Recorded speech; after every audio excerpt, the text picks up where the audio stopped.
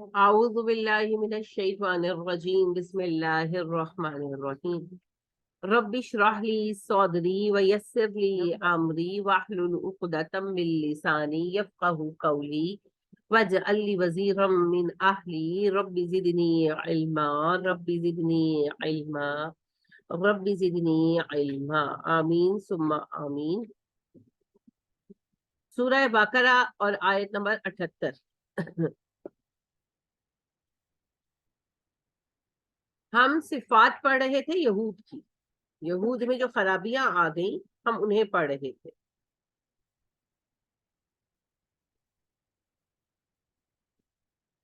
تو ایک تو آپ نے پڑھی ان کی علماء کی حالت اللہ نے بیان کی۔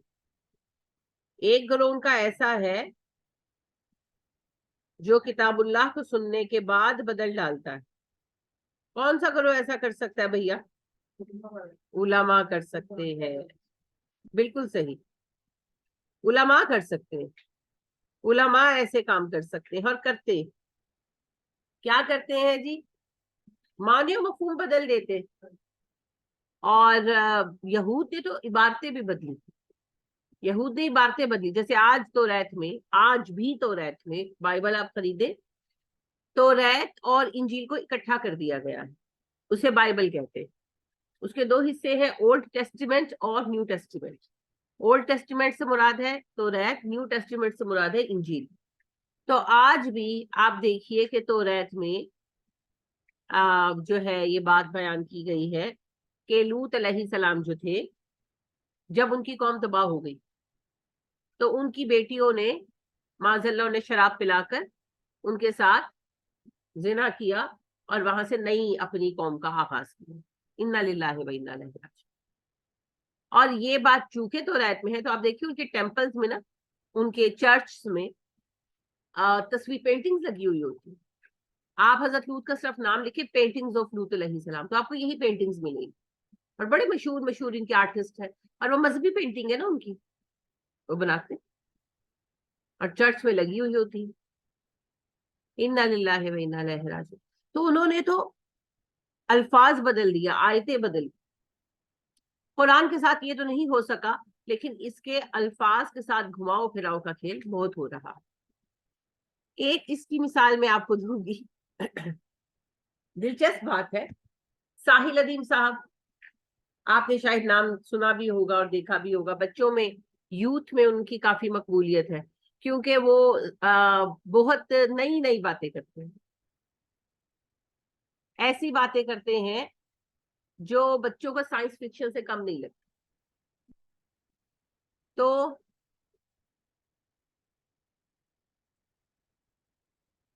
بات جو ہے مختلف باتیں ان کی سامنے آتی رہتی ہیں۔ تو کل بھی کسی نے مجھ سے کہا کہ وہ سورہ کہف کی تفسیر میں کچھ وہ باتیں فرما رہے تھے، تو وہ ڈسکس کر رہی تھی خاتون مجھ سے کہ اس بات کا کیا مطلب ہے، اس بات کا کیا مطلب ہے۔ تو میں نے ان سے کہا کہ مجھ سے کیوں پوچھ رہی ہے، جن کا بیان سنا ان سے پوچھے، میں کسی کے باتوں کا مطلب بیان کرنے کے لائق نہیں۔ آپ اگر اوور آل دیکھیں ساحل ادیم صاحب کو، ساحل ادیم صاحب ایک پیر فیملی سے، دادا پردادا سب پیر ہے، اسی پر ان کا براٹ اپ ہے۔ خود انہوں نے سائنس پڑھی ہے، اچھی بات ہے۔ ان کا جتنا بھی نالج ہے نا، کوئی پرسنل نہیں ہے، یہ سارا یہودیت سے مستعار لیا ہوا، یعنی صوفیزم کی ڈیٹیلڈ ڈسکشن ہے، جسے یہ تھوڑا سائنسی انداز میں بیان کرنے کی کوشش کرتے ہیں۔ اب اس کے اندر ایک بات یہ ہے کہ صوفیزم اسلام کی ذاتی چیز نہیں ہے، یہ یہودیت سے امپورٹ ہوا اسلام میں، تو اس کے سارے کانسیپٹ جو ہے نا وہ جیوش ہی ہے۔ اسلام میں راہبانیت نہیں ہے، نبی صلی اللہ علیہ وسلم نے فرمایا لا راہبانیہ فی الاسلام، اسلام میں راہبانیت نہیں ہے، درویشی نہیں ہے اسلام۔ آپ صلی اللہ علیہ وسلم نے فرمایا ہماری درویشی جہاد ہے، کہ جب جہاد کے لیے نکلتے ہیں، جنگ ہو یا علمی جہاد ہو، تو جو ترک دنیا ہم کرتے ہیں بس وہی درویشی ہے ہماری، اس کے سوا نہیں. تو یہ یہود سے ہمارے ہاں آیا ہے، اور اس کے اوپر جتنی بھی یعنی کہ وہ میتھ ہے نا ساری، کہ دجال جی یہ والی ٹیکنالوجی یوز کرے گا، دجال وہ والی ٹیکنالوجی یوز کرے گا، ہے نا، وہ پھر ان ساری باتوں کو لے کر انہوں نے اپنا ایک کانسیپٹ بنایا ہوا ہے جسے لے کر وہ بیان کرتے ہیں. کوشچن صرف میرا اتنا ہے، کچھ چیزیں اخلاقی اعتبار سے بہت اچھی بیان کرتے ہیں، آئی ڈو اگری. ایک تو اچھی چیز جو سب سے زیادہ جس کی میں قدر کرتی ہوں کہ وہ پیر فیملی سے ہے، مگر شرک کے معاملے میں ان کا کانسیپٹ کافی کچھ اچھا ہے، تقریباً 100% کلیئر نہیں ہے لیکن 70%.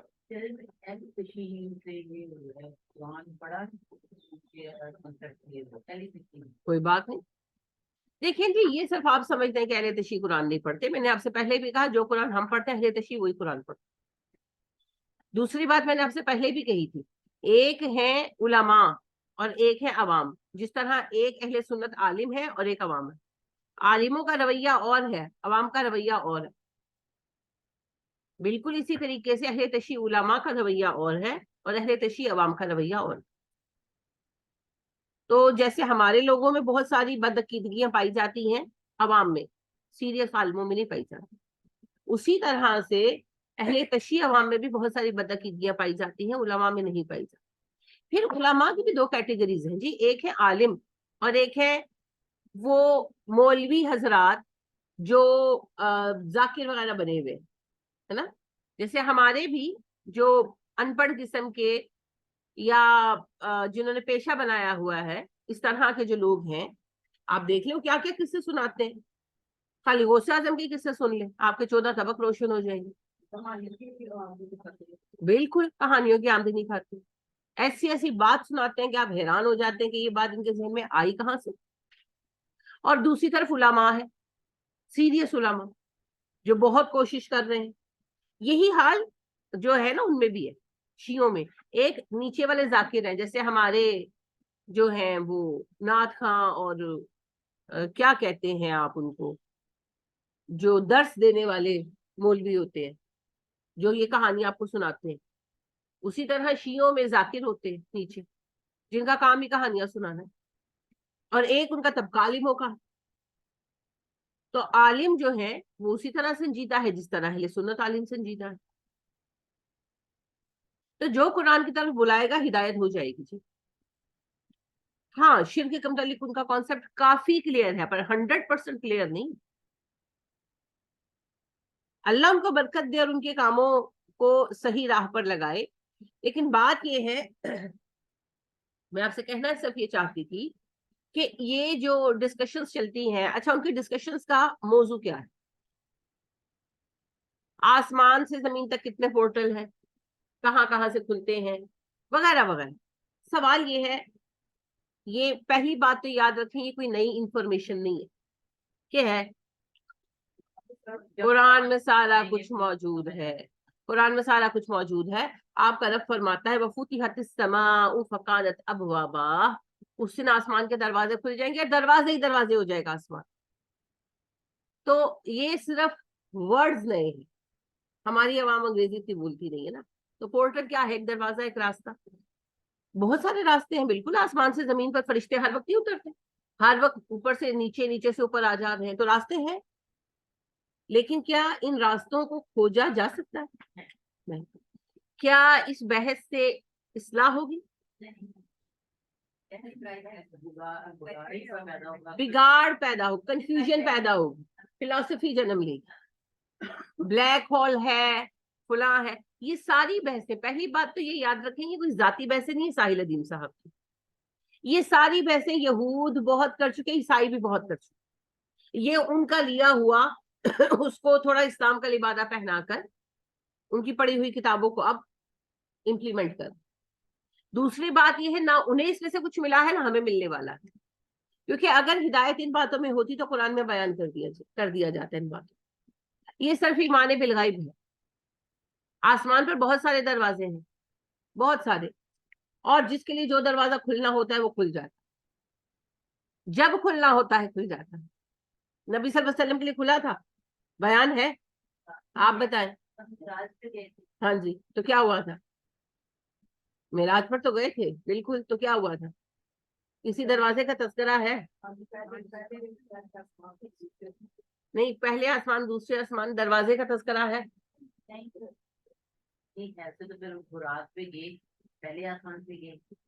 وہ تو انہوں نے بتا دیا نا, میں سوال جو کر رہی ہوں مجھے اس کا جواب دو.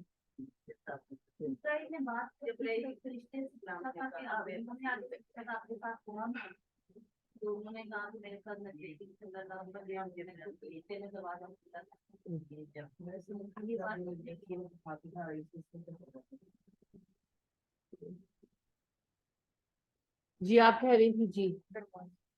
ہاں, کیا ہے دروازے کا ذکر ہے؟ کس طرح سے ہے, کچھ یاد ہے؟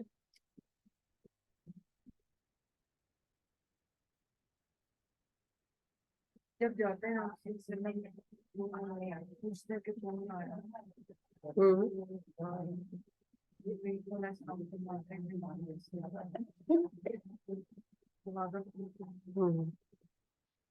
پہلی بات تو یہ ہے کہ اتنی بار ہم واقعے معراج پڑھ چکے ہیں, اور کئی بار میں نے آپ کو حدیث سنائی, آپ لوگوں نے اتنی تکلیف گوارا نہیں کی. ایک تو حدیث ہے اس کی پراپر, اس کو یاد کر لیں. اگر یاد کر لیا ہوتا تو آج ایسے نہ بیٹھے ہوتے بلینک فیسز کے ساتھ. اور آپ نے بھی یاد نہیں کی نا, ورنہ آپ کو اپنے علم کا یقین ہوتا. آپا, جس وقت سورہ فاتحہ ملی ہے اس وقت دروازے کا کوئی نہیں ہے کانسیپٹ. ہاں, نبی اکرم صلی اللہ علیہ وسلم جب تشریف لے کر گئے پہلے آسمان پر, تو پہلے آسمان کا جو مین دروازہ ہے, دروازے تو کئی ہیں, تو مین دروازہ ہوگا وی آئی پیز کے لیے, اللہ نوز. تو بہرحال جبرائیل علیہ السلام جس دروازے سے جاتے آتے ہیں, انہوں نے وہ دروازہ بجایا, اور اس کے نگران فرشتے نے پوچھا کون ہے, انہوں نے کہا جبرائیل. اس سے سوال کیا ساتھ کون ہے, تو جبرائیل نے کہا محمد. تو انہوں نے کہا ہاں, ان کے لیے ہمیں آج آرڈرز دیے گئے. تو پھر دروازہ کھولا تو پہلی آسمان پر گئی. اسی طرح دوسرا, تیسرا, چوتھا, پانچواں, چھٹا, ساتواں, ہر آسمان کا دروازہ بجایا گیا. ہر دروازے پر کوشچن ہوا, ہر دروازے پر آپ صلی اللہ علیہ وسلم کا یعنی نام سننے کے بعد دروازہ کھولا گیا کہ آپ کے لیے اس دن الاؤ کیا گیا. تو ہر آسمان کے دروازے ہیں جی, اور بہت سارے دروازے. تو یہ کوئی انوکھی یا نئی بات نہیں ہے. بات صرف اتنی ہے, یہ ایمان بالغیب کا حصہ ہے. اللہ رب کریم ہمیں آسانی عطا فرمائے. عمل کرنے سے حالات بدلیں گے. عمل سے زندگی بنتی ہے, جنت بھی جہنم بھی. باقی چیزوں سے کچھ نہیں ہوگا.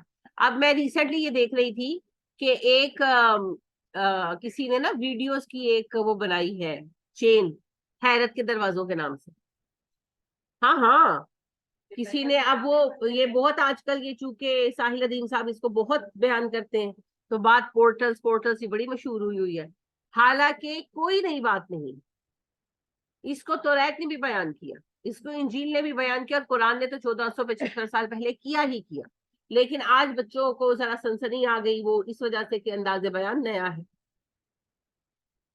تو مقبول ہوا یہ موضوع, اس پر کئی باتیں ہوتی ہیں. تو ایک پوری سیریز بنائی ہے جی کسی نے, پتہ نہیں 15 کی کتنی ویڈیوز ہیں, حیرت کے دروازے, دوسری دنیا میں جانے کے دروازے, کہاں کہاں پر ہیں, کہاں کہاں سے کھلتے ہیں. وہ بھی ایڈریس مل گیا ہوگا.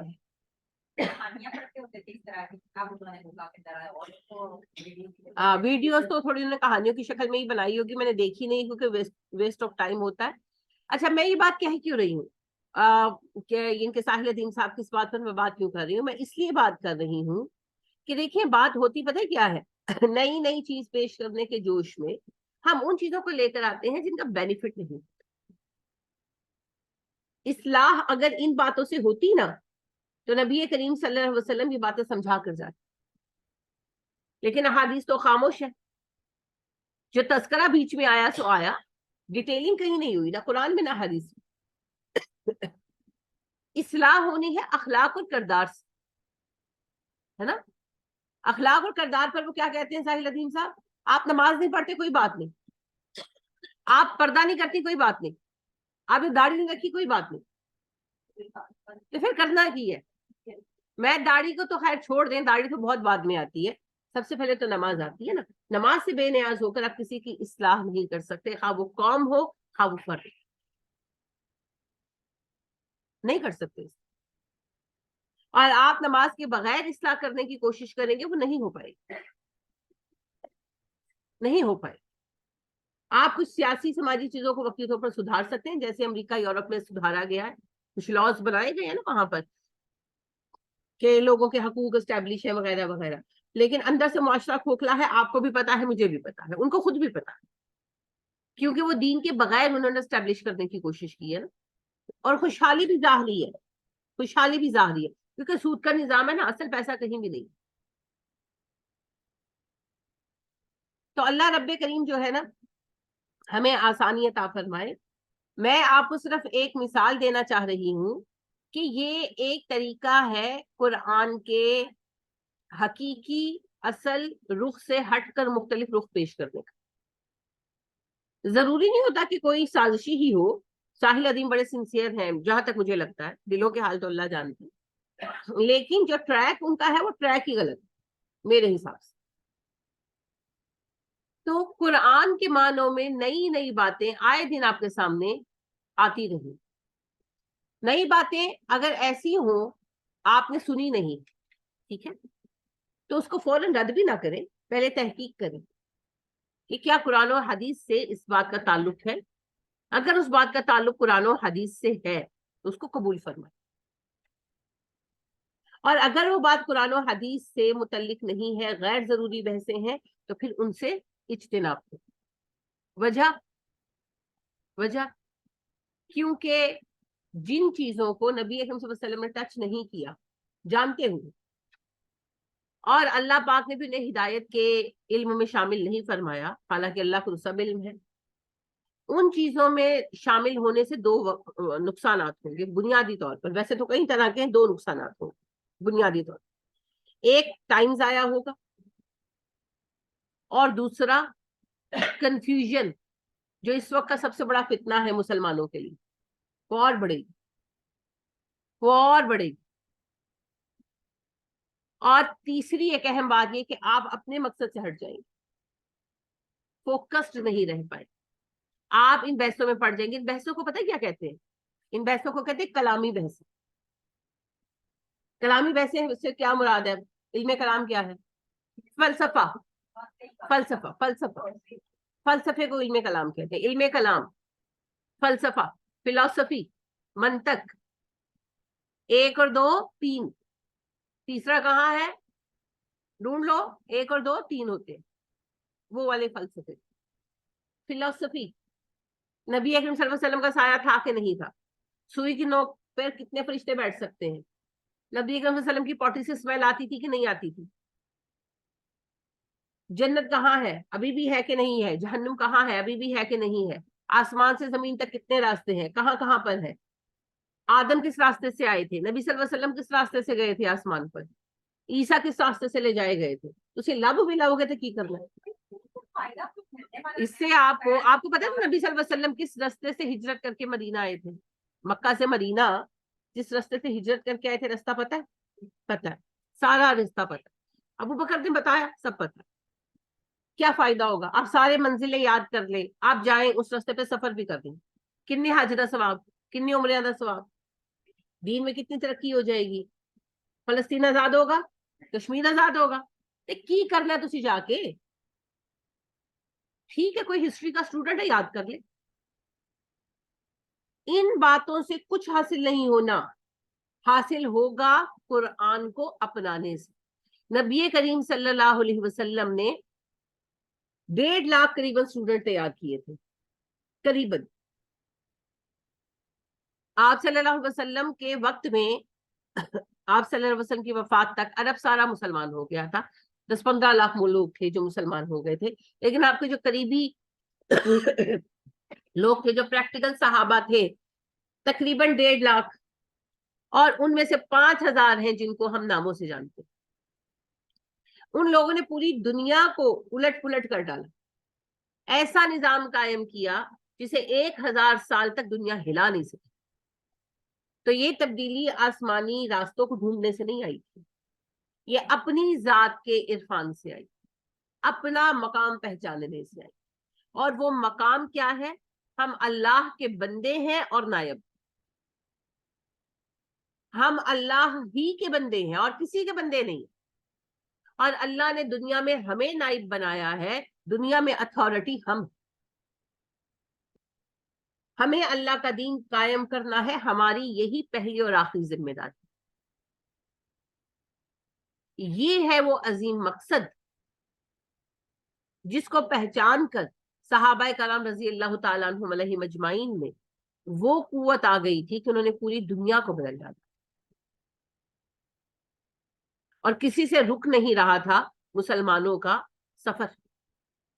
وہ تو پھر خود دنیا میں پڑے آگے چل کر, صحابہ نہیں بعد میں. تو پھر دنیا پرستی آ گئی, تو پھر حکومتیں سے جانے میں بیٹھ گئے. کسی دوسرے کی طاقت نہیں تھی کہ ہمیں روک سکتے. تو فکر بدلنی ہے, عمل بدلنا ہے. یہ فلسافیکل بحثوں سے کچھ حاصل نہیں ہوگا. وقتی طور پر بڑا مزہ آتا ہے سن کرو, ہو واہ واہ واہ کیا بات ہے, دماغ کو یعنی کہ بڑا فوڈ فار تھاٹ مل گیا ہے, مگر اس فلسفی سے کچھ حاصل نہیں, پہلے بھی کبھی کچھ حاصل نہیں. تو لہٰذا ہمیں عملی کام پر آنا ہوگا. دین کا کام اسی رخ پر ہوگا جس رخ پر نبی کریم صلی اللہ علیہ وسلم نے کیا.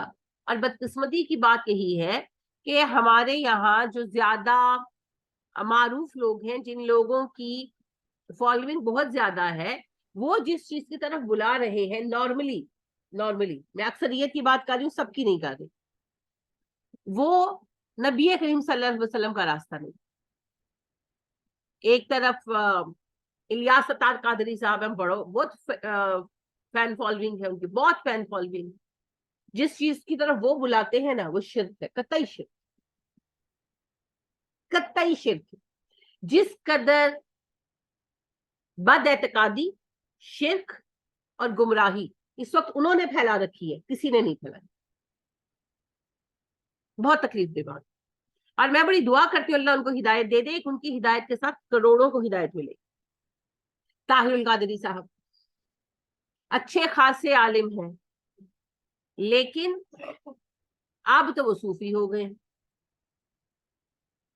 لہٰذا اب تو ان کی باتیں سن کر نا مجھے تو تکلیف بہت ہوتی ہے, مجھے تو غصہ بھی نہیں آتا, مجھے تو غم بہت ہوتا ہے, بہت افسوس ہوتا, بہت افسوس.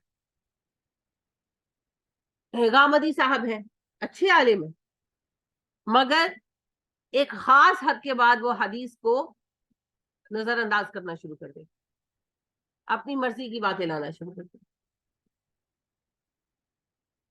ان کی بہت ساری باتوں سے مجھے اختلاف تھا. توحید پر بہت پختہ ہے, یہ ان کی خوبی ہے, توحید پر بہت کلیئر, آلموسٹ 100%, توحید پر کمپرومائز نہیں کرتے.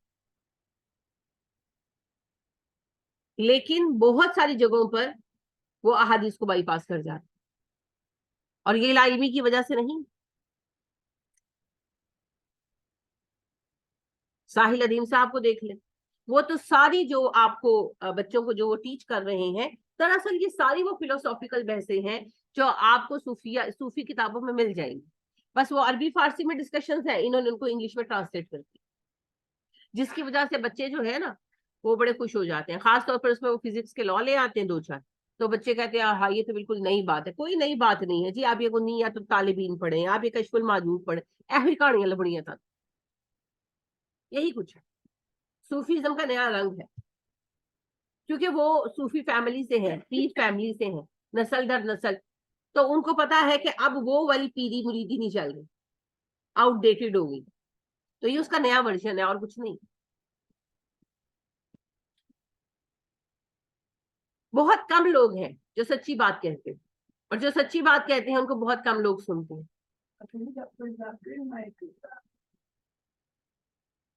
اب میں اگر کچھ کہوں گی تو پھر آپ کو تو خیر کیا, لوگوں کو اچھا نہیں لگے گا. میرے نزدیک اگر اس وقت کوئی ایسا بندہ ہے نا جس کے بارے میں کہا جا سکتا ہے کہ وہ اللہ کا ولی ہے, تو وہ تو ذاکر نائک. جتنا کام اللہ نے اس بندے سے لیا ہے کسی کسی کو نصیب ہے, کسی کسی کو. یہاں تو تو کافر اور تو کافر کا مقابلہ چل رہا ہے نا. اس بندے نے کتنے کافروں کو مسلمان کیا ہے, اور بلا مبالغہ اللہ نے بہت کام لیا ہے دین کو ان سے. اور وہ واحد بندے ہیں جنہوں نے ایسا انسٹیٹیوٹ بنایا ہے جو وہ نہیں ہے بھارت میں, تو نہیں ہے نا, کب سے نکال دیے گئے ہیں. انسٹیٹیوٹ تو ویسا ہی چل رہا ہے.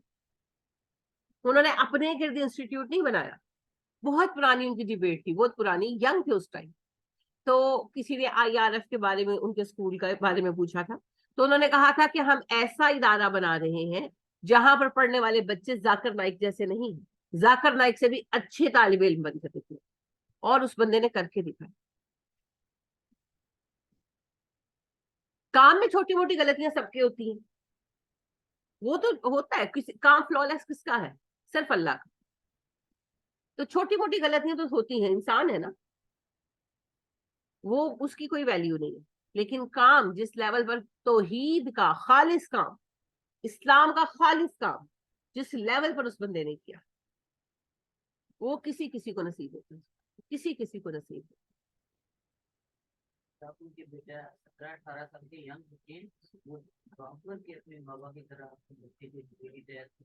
ان کے بیٹے نہیں جی, ان کے اسکول کے اسٹوڈنٹس, ان کے اسکول کے اسٹوڈنٹس, انہوں نے تربیت کی ہے نا, انہوں نے بچپن سے تربیت کی ہے, اور انہوں نے ان کو انگریزی, عربی اور سنسکرت بھی سکھائی ہے. انہوں نے یہ بات تبھی کہی تھی کہ ہم سنسکرت, انگریزی, عربی بھی سکھائیں گے اردو کے ساتھ ساتھ, کیونکہ انہوں نے ان کا مرکز تو اپنا انڈیا کو رکھا ہے نا, تو وہاں انڈیا کی جو مذہبی زبان ہے وہ تو سنسکرت ہے, تو انہوں نے سنسکرت بھی سکھائی ہے اتنی کہ وہ کتابوں کے ریفرنسز کوٹ کرے تو ان کو پتا ہو وہ کیا کوٹ کر رہے ہیں. تو میرے نزدیک میرا تو وہ آئیڈیل ہے بھائی. ویسے تو میرا آئیڈیل صرف ایک ہے, میرے پیارے نبی صلی اللہ علیہ وسلم, لیکن علماء میں اگر میں کسی کو کہوں کہ ہاں میں اس جیسا کام کرنے کی آرزو مند ہوں تو وہ ذاکر نائک. اگر میں مرد ہوتی, میں عورت ہوں نا, میری کچھ حدود ہے, میں ان حدود سے بڑھ کر کام نہیں کر پاتی. اگر میں مرد ہوتی تو میں پاکستان میں اسی طرز پر کام کرتی جس طرز پر ذاکر نائک کیا. میں رشک کرتی ہوں, بہت عظیم انسان, بہت بڑا کام لیا اللہ نے, اور بہت اللہ نے اس بندے کو انرجی دی, بہت انرجی دی ماشاء اللہ. اور اللہ ان کے کام کو برکت دیے رکھے, آمین. بہت سارے لوگ ہیں جی, ڈاکٹر اسرار صاحب ہیں, جتنا کام ہوا, یہ تو اللہ کی مرضی ہے نا, اللہ کس سے کس لیول پر کام لیتا ہے. ذاکر صاحب جیسے لیول پر کام کرنا تو کسی کسی کا نصیب ہوتا ہے, لیکن اسرار صاحب نے بھی بہت خالص کام کیا, ان سے بھی کم کام ہے لیکن بہت خالص کام ہے. ملک غلام مرتضیٰ صاحب کا بہت کم کام کیا انہوں نے, عمر ہی کم, یعنی کہ وہ چینج ہوئے پھر انہوں نے کام شروع کیا, لیکن جتنا بھی کام کیا بہت اچھا کام, بہت اچھا کام. خواتین میں ڈاکٹر فرد صاحبہ نے بہت محنت کی, ابھی بہت ساری خواتین کام کر رہی ہیں, لیکن جس ٹائم میں ڈاکٹر صاحبہ نے کام کیا ہے اس ٹائم میں عورتوں کا کام کرنا, اور وہ بھی قرآن پڑھانا, اس کا کوئی کانسیپٹ نہیں تھا. تو بڑی باتیں سنی ہیں انہوں نے, یہودیوں کی ایجنٹ ہے اور فلان اور ڈھمکانا, بڑا کچھ سنا ہے, لیکن وہ اپنا کام کرتی رہی. اللہ ان کے کام کو قبول کرے, اللہ نے ان کے کام کو بھی بہت برکت دی. مجھے جو فیل ہوتا ہے, یہ میری فیلنگ ہے کہ آگے آ کر اب جب ڈاکٹر صاحبہ بزرگ ہو گئی ہیں اور زیادہ وہ کینیڈا میں ہوتی ہیں, تو ادارہ ویسا نہیں رہا جیسا ڈاکٹر صاحبہ ہوتی ہیں. اب ادارے میں وہ بات نہیں. ایک تو جو یہ میرا پرسنل اختلاف ہے, یہ میری ذاتی رائے ہے کہ یہ جو ہر جگہ پر الہدا کی برانچ کھل جاتی ہے نا, میرے حساب سے نہیں کھلنی چاہیے. یعنی میں نے اپنے گھر درس رکھا ہوا ہے, میں الہدا کی برانچ کر لوں, میں جا کر بات کر لوں, یہ نہیں ہونا چاہیے میرے حساب سے, کیونکہ لوگ غلطیاں کرتے ہیں اور بدنام الہدا ہوتا. دوسرا, ہر بندی جو وہاں پڑھنے آ رہی ہے اور اس میں اسپوکن پار ہے, اس کو پڑھانے بٹھا دیتے ہیں, یہ بھی نہیں ہونا چاہیے. ایک سرٹن لیول آف نالج کے بغیر میرے حساب سے نہیں ہونا چاہیے, کیونکہ پھر وہ خواتین غلطیاں کرتی ہیں اور ان کی غلطیوں کی بنا پر بدنام ادارہ ہوتا. اور ایسی ایک سے زیادہ باتوں کی میں خود گواہ, اور وہ ڈاکٹر صاحبہ نے نہیں کہی, نہ ان کا کوئی لنک ہے, وہ ان کو پتا بھی نہیں. تو میرے حساب سے ان چیزوں میں کیئرفل ہونا چاہیے. باقی سب کے کام اللہ قبول کرے. ڈاکٹر صاحبہ کا پرسنل کام تو بہت اچھا ہے, بہت اخلاص والا ہے, ان کا ادارہ بھی اچھا ہے. لیکن جیسا کہ میں نے کہا, ایک تو یہ ہے کہ ہر جگہ جو ہے ایک دن کی 1 گھنٹے کی کا درس رکھتے ہیں نا, اس کو نام دیتے ہیں ورک شاپ. یہ نیا فیشن ہے. 2 घंटे का दर्स हो रहा है वर्कशॉप, और उसके बाद फिर सर्टिफिकेट बांट देते हैं। भाई 2 घंटे में अगले ने क्या सीखा, सीखा नहीं सीखा, हर किसी के पास ना ढेर के हिसाब से अलहुदा के सर्टिफिकेट है, लेवल हो रहा है सबको। ये कुछ चीजें हैं ना, ये इंतजामी गलती है, डॉक्टर साहिबा के काम की गलतियां नहीं है, काम माशाल्लाह माशाल्लाह उनका बहुत अच्छा है। वही बात है, इंसानी एतबार से गलती हो जाती है कहीं पर, वो तो कोई नहीं कह सकता, मगर इल्मी एतबार से उनका काम ऑलमोस्ट परफेक्ट, जितना कि एक इंसान का हो सकता है। मैं इंतजामी एतबार की बात कर रही हूँ कि ये वो बड़ी बड़ी गलतियां हैं जिनकी वजह से अब ना अलहुदा का नाम हल्का होता जा रहा है, खराब होता जा रहा है। अगर ये चीजें ना होती तो मेरा ख्याल है कि ज्यादा बेहतर चलता, मेरे ख्याल में। लेकिन ये मेरा ख्याल है, जाहिर इदारा उनका है, पता नहीं उनका अपना ख्याल क्या है।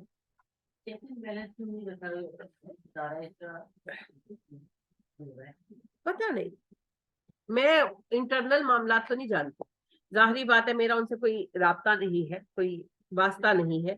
वैसे मैं उन्हें अपना उस्ताद मानती हूँ, इस माने में कि जब मैं कुरान के वो मसाइल जो दिक्कत तलब थे मेरे लिए उनको समझ रही थी, तो जिन लोगों को मैं सुनती थी, जिनकी बात पर मैं जिनकी ओपिनियन मैं पसंद करती थी लेना, उनमें डॉक्टर साहिबा थी, तो मैंने अपने उस्ताद मानती हूँ। लेकिन ऑब्वियसली मेरा उनसे कोई राब्ता नहीं है, तो उनका इदारा किस तरह चलता है, क्या होता है, उसमें क्या फ्लॉज हैं, आई रियली डोंट। मैं तो वो बात कर रही हूँ आपसे जो मैंने ऑब्जर्व की। लिहाजा यानी कि 2 घंटे का एक लेक्चर रखा है तहारत पर, लेट सपोज, तो बाद में सबको तहारत कोर्स के सर्टिफिकेट बांट देंगे। और मेरे साथ पर्सनली ये हुआ कि किसी की एक बात 2-3 बातें गलत थी, तो मैंने उनसे कहा कि आपकी ये बात गलत है, तो वो मुझे उनको वो बड़े आराम से, बड़ी अच्छी हमारी रिलेशनशिप है, इस तरह मैंने उनको डायरेक्ट कहा भी नहीं, मैंने उनसे कहा कि ये बात आप ऐसे कह रही हैं, क्यों कह रही है, तो वो कहती है नहीं मैंने तो पढ़ा है। मैंने कहा आपने कहाँ पढ़ा है, तो कहती है मैंने तो कोर्स किया मैं अलहुदा से।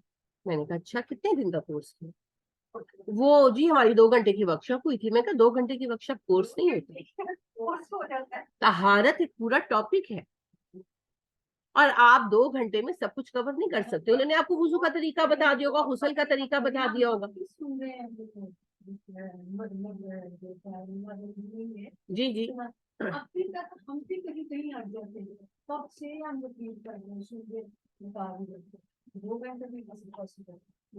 तो ये जो चंद चीजें हैं ना, अगर ये अमेंड हो जाए तो माशाल्लाह अलहुदा का सिस्टम बहुत बड़ा है।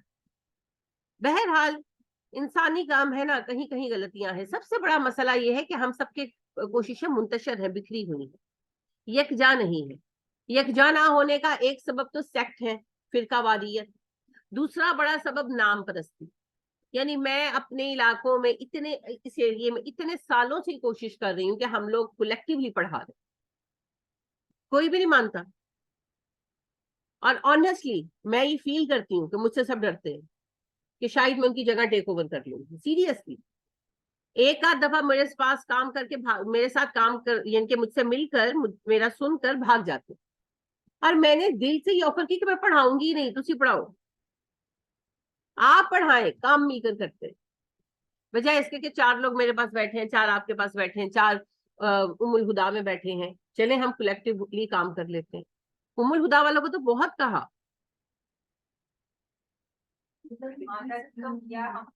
स्ट्रेंथ कैसी होगी, सारी स्ट्रेंथ तो बिखरी हुई है।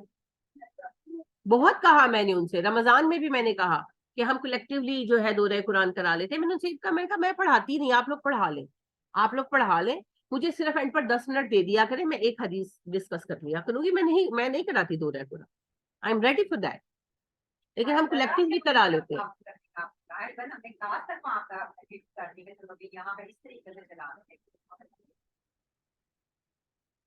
क्योंकि कोई, सब डरते हैं हमारा नाम नहीं होगा, इनका नाम हो जाएगा, ये ना हो ये जगह टेक ओवर कर लें, ये ना हो ये हमारी अथॉरिटी टेक ओवर कर ले। सबको अपना नाम चाहिए ना, मेरी क्लास है, मेरा काम। और अगर सहाबा में ही बात होती तो दुनिया में कोई फतह ही ना होती, है ना, सारे लड़ते।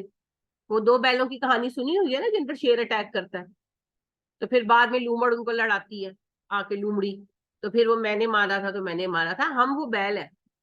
ताकत सब में है मगर ताकत मुंतशर। काश हम इकट्ठे हो सके, लेकिन इकट्ठे होने के लिए इखलास दरकार है। मेरा काम मेरा रब देख रहा है, बहुत काफी। आप देखें, हम कहते हैं उमर फारूक रजी अल्लाह तआला अन्हु ने इदारे बनाए, اکیلے نہیں بنا لیے تھے جا کے؟ نہیں نا، پوری ٹیم تھی، صحابہ تھے، کسی کا نام بتائے؟ کسی کا نہیں پتا، کیونکہ وہ اپنا کام کرتے جا رہے تھے، جو آرڈر آ رہا تھا بس کام ہو رہا تھا۔ ہم کہتے ہیں خالد بن ولید رضی اللہ تعالیٰ عنہ نے اتنی فتوحات کی، کر لیا جا کے کر لی ہیں، پوری فوج تھی ساتھ۔ خالد سیکنڈ ان کمانڈ کا نام بتا دو مجھے، خالد بن ولید کمانڈر تھے، ڈپٹی کمانڈر کون تھا؟ کسی کو نہیں پتا۔ اللہ کی مرضی، جس کو اللہ نے نام دینا ہے دے دیا۔ اسی طرح بھی ہم ذاکر صاحب کی بات کر رہے ہیں، ذاکر نائک نے اکیلے اتنا کام کر لیا؟ نہیں، ان کی بھی پوری ٹیم ہے، جس کو اللہ نام دیتا ہے دے دیتے۔ کسی کو یہ بھی نہیں پتا کہ ڈاکٹر ذاکر نائک کے جنرل مینیجر کون ہے، ان کے سیکنڈ ان کمانڈ آدمی کون ہے، نہیں پتا۔ تو نام کے لیے کام نہیں ہوتا، کام ہوتا ہے اجر کے لیے۔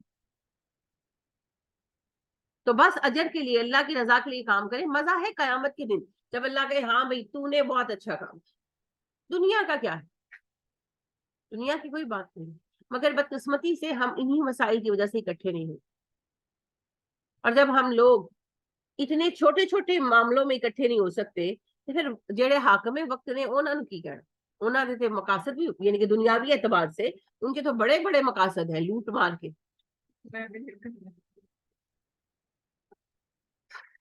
تو یہی مسائل ہیں جی۔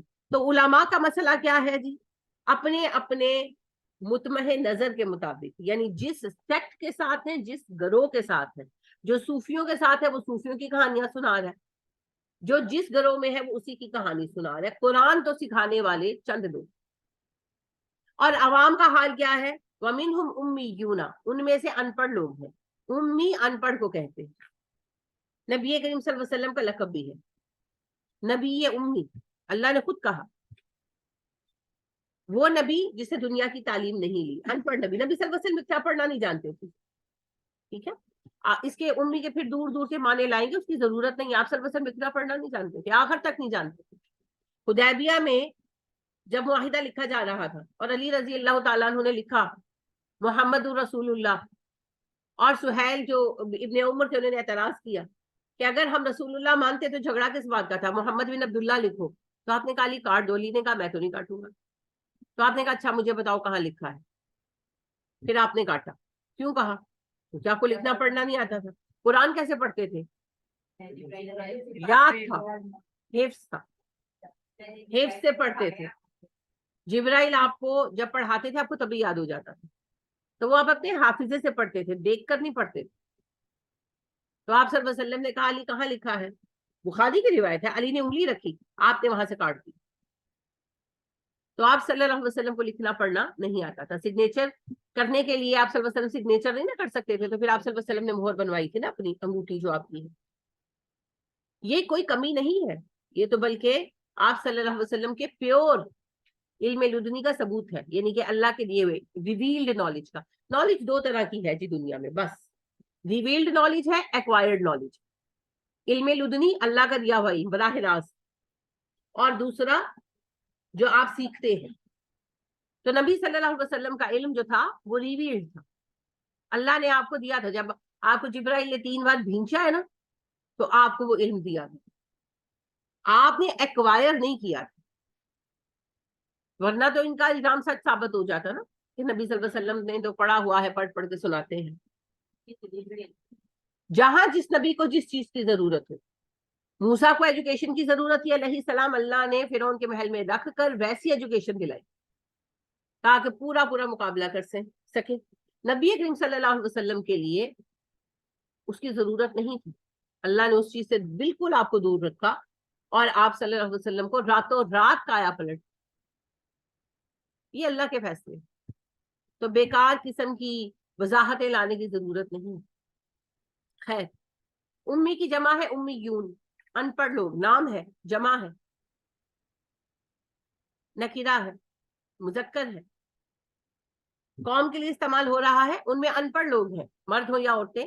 لا یعلمون الکتاب، وہ علم نہیں رکھتے کتاب کا۔ لا حرف نافیہ ہے، یعلمون کیا ہے جی؟ مضارع ہے، مذکر ہے، غائب ہے، جمع ہے۔ الکتابہ کتاب اسم ہے، معرفہ ہے، واحد ہے۔ لا یعلمون الکتابہ، وہ کتاب کا علم نہیں رکھتے، الا سوائے امانیہ، اپنی آرزوؤں کے۔ उनमें से जो अवाम है वो किताब का कोई इल्म नहीं रखते, वो सिर्फ अपनी आरज़ुओं को जानते हैं। जैसे हमारे लोग हैं, आज हमारे लोगों का क्या हाल, किताब का इल्म है, कोई इल्म नहीं है। क्या जानते हैं? जो उनका दिल चाहता है। कोई 11 दफा या 72 दफा यासीन पढ़ा रहा है, कोई दुरूद तुंजीना पढ़ा रहा है, कोई 1.25 लाख दफा जो है वो आयत करीमा पढ़ा रहा है, कोई मुजजा पढ़ा रहा है, और कोई धमाल डाल रहा है। जिसका जो दिल चाह रहा है वो कर रहा है। तो सिर्फ अपनी मन मर्जियों के पीछे लगे हुए। व इन हम इल्ला यज़ुन्नून, वो तो अपने गुमानों के पीछे हैं। व इन नहीं है हम वो इल्ला मगर यज़ुन्नून, अपने गुमानों के पीछे। ज़ो नून नून ज़ोन, गुमान और यकीन दोनों के लिए आता है। ये जो पहराया गुफ्तगू है उससे पता चलता है कि किसके लिए आया है। तो अल्लाह कह रहे हैं वो तो अपने गुमानों के पीछे हैं, यानी कि जो वो अपने उन्होंने तसव्वुर सोच रखे हैं। यहूद का क्या सोचना, अपने लोगों का देख ले। मुसीबत आ गई है तो नो गोनाए नो गानाए गौसिया पढ़ लो। मुसीबत आ गई दाता दरबार चले जाओ, बीमार हो गए तावीज पहन लो, औलाद नहीं है फुला मजार पे धागा बांधा, वगैरह वगैरह। क्या है ये सब? गुमान है ना। इनकी कोई दलील है कुरान में, हदीस में है? कहीं नहीं है। तो फिर क्या है? गुमान। फवैलुन, हलाकत है, लिल्लज़ीना, उन लोगों के लिए जो यक्तुबूना, लिखते हैं। मुजारे है, जमा है, मुजक्कर गायब। अल किताबा, किताब को भी, ऐदीहिम, अपने हाथों से। हलाकत है उन लोगों के लिए जो अपने हाथों से किताब लिखते हैं। सुम्मा यकूलूना, फिर कहते हैं, हाज़ा मिन इंदिल्लाहि, ये अल्लाह की तरफ से है। यश्तरू बिही, ताकि वो वसूल करे उसके बदले में, समनन कलीलन, थोड़ी बहुत कीमत। यहूद उलमा का तस्करा दोबारा आ गया, क्योंकि उलमा बिगड़ते हैं तो कौमें बिगड़ती हैं। ये याद रखिएगा, पहला बिगाड़ उलमा का हो। तो जो आलिम है वो क्या करते? किताब को, तौरात को बदल देते, अल्फाज को भी बदलते, और मफाहिम भी लोगों को गलत बताते और कहते अल्लाह का यही हुक्म है। ठीक है, आज फिर मैं वही अर्ज करूंगी, अपने मुल्क में देखें आपको कितने बाबों के कितने किस्से सुनाते हैं और उनको दीन का हिस्सा बनाकर सुनाते हैं। अभी मैंने आपको कहा कि ताहिरुल कादरी साहब, जो एक सर्टिफाइड आलिम, पढ़े लिखे आदमी, वो कहते हैं कि ये नाचना गाना जो सूफी करते हैं ये गुनाह नहीं है, ये तो है सवाब का काम है, और ये जिक्र की एक किस्म है। और एक बंदा धमाल डाल रहा था, तो उससे जाकर एक लड़के ने पूछा कि तुम ये धमाल क्यों डाल रहे हो, ये नाचना गाना तो इस्लाम में हराम है। वो कहता है कि ये किसी नाचने वाली का नाच नहीं है, ये तो 7वां जिक्र है। और फिर उसे करके भी दिखाया कि ला इलाहा इल्लल्लाह, यानी ला पर एक पैर मारा, इलाहा पर दूसरा पैर मारा, तो वो जी हम, यानी कि ये 7वां जिक्र है जो हम कर रहे हैं। क्या है?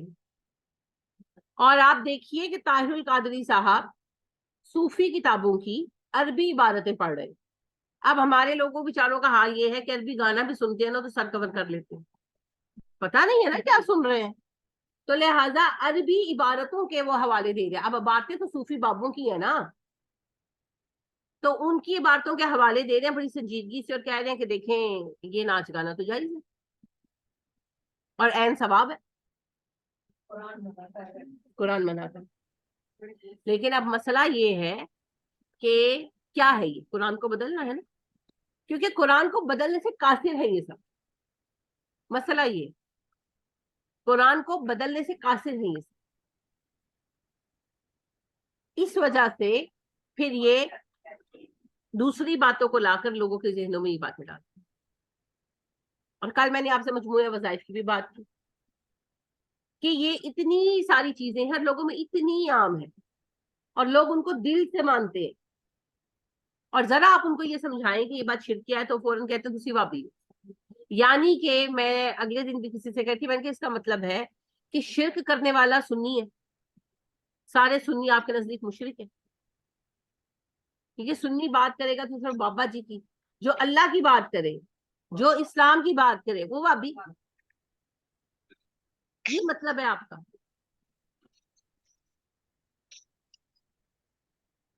ओहो, तो ये खराबी की असल वजह है जी, ये खराबी की असल वजह है। आप देखें, लिख लिख कर फतवे जारी किए हुए कि सूद की नौकरियां बैंक की हलाल है, बैंक का सूद हलाल है। इवन गांधी साहब कहते हैं बैंक का सूद हलाल है। क्यों हलाल है, क्यों हलाल है?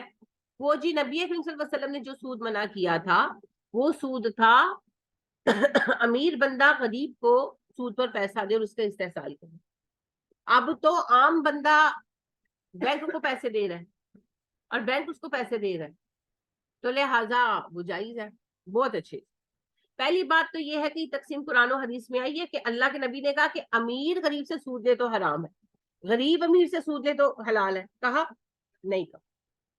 दूसरी बात ये है कि जब आप बैंक को पैसा देते हैं, बैंक वो पैसा आपसे लेता है, उस बैंक उस पैसे का क्या करता है?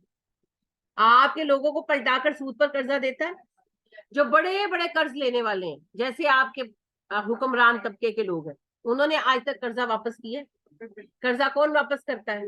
मेरे आपके जैसे लोग जो बेचारे किसी वजह से लेते हैं और नहीं ले सकते तो खुदकुशियां करते हैं, या उनके घर वगैरह बेच दिए जाते हैं, है ना? सूद पर है, सूद पर है कि नहीं? सब कुछ सूद पर है। एक गाड़ी आप लेने जा रहे हैं, ये गाड़ी है जी, ये मोबाइल मैंने लेना है, बैंक से फर्ज करे लेना है, और इस मोबाइल की कीमत 1 लाख रुपया है, तो बैंक मुझे 170 का देगा, 160 का देगा, देगा ना? तो वो मुझसे 160 किस बात का ले रहे हैं?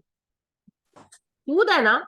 फिर क्या कहते हैं, हम आपको दे रहे हैं अभी, और जब 2 साल बाद आप इसकी 12 फर्ज करें मैंने किस्तें कराई हैं, तो साल बाद तो पैसे की वैल्यू बदल गई होगी ना, तो फिर हमें लॉस होगा। तो भाई जो पर्सनल सूद लेता है वो भी तो यही कहता है। और बात ये है कि पूरे इस्तेहसाल तो आम बंदे का ही हो रहा है। बैंक जो पैसा पैसा रखने वालों को प्रॉफिट में दे रहा है, ले तो वो आम बंदे से ही रहा है। दूसरी बात ये है कि हराम, अचार मैं कहता ही हूं विच मिर्चां कल पाईयां नहीं, जो हराम है सारा कच्चियां। आप उसको स्पेसिफिकली हलाल नहीं कर सकते किसी के लिए, सिवाय इसके कि इस्लाम के अंदर उसकी कुरान और हदीस से कोई दलील मौजूद। समझ रहे मेरी बात? यानी कि एक जज को ये अख्तियार है कि उसका अपने बेटे के कातिल को जाके खुद मार दे? नहीं है ना, हालांकि वो जज है। कोई अख्तियार मिलेगा प्राइम मिनिस्टर को, अमीरुल मोमिनीन को? सबके लिए कानून यकसा है। तो फिर इस कानून के अंदर ये जो आपने नुक्ता निकाला है, किस बिना पर निकाला है सर जी? किस बिना पर निकाला है? और सबसे अहम बात क्या है, जब आप बैंक के सूद को जायज करार देते हैं तो आपका सिस्टम सूद पर चलने लगता है, सूद पर चलने लगता है। अब जब सिस्टम सूद पर चलने लगता है तो सारा का सारा मुआशरा सूदी लानत में लिपट जाता है। और अल्लाह क्या कहते हैं, इन्नल्लाह युर्बि सदकातु व यमहुकुर रिबा। अल्लाह सदकात को बढ़ाता है, सूद को मिटाता है। तभी तो आपकी इकोनॉमी खड़ी नहीं हो पा रही। और आप देखें, जो दुनिया की ह्यूज इकोनॉमीज है, जैसे अमेरिका, बहुत बड़ी इकोनॉमी है, बहुत बड़ी, 50 जो है स्टेट्स है उसकी, जिनका वफाक है यूनाइटेड स्टेट ऑफ अमेरिका। छोटा सा वो नहीं है कोई हिस्सा, पूरा बड़े आजम है। आप देखिए उसकी इकोनॉमी क्यों खाली है, उनके पास कोई पैसा नहीं, हुकूमत के पास तो कुछ भी नहीं है, सूद का सिस्टम है ना। जो सूद को रिवॉल्व कर रहे हैं, पैसा तो उनके हाथ में है, हुकूमत तो उनसे कर्ज लेती है, फिर अपनी पेमेंट्स करती है, और जब वो कर्ज लेती है तो मनमानी शराइत पर देते हैं अगले। तो सारी दुनिया की दौलत इस वक्त चंद यहूद के हाथ में, सूद की वजह से। और नबी करीम सल्लल्लाहु अलैहि वसल्लम ने इरशाद फरमाया, सूद की दस्तावेज लिखने वाला, जिसके लिए लिखी जाए, जो लिखवाए, जो बतौर गवाह दस्तखत करे, सब पर लानत। आप इसको फिर कैसे क्लियर करेंगे? अच्छा, एक और बात कही, नबी अकरम सल्लल्लाहु अलैहि वसल्लम ने कहा कुर्बे कयामत में वो आलिम आएंगे जो सूद, जिना और मौसीकी को हलाल कर देंगे।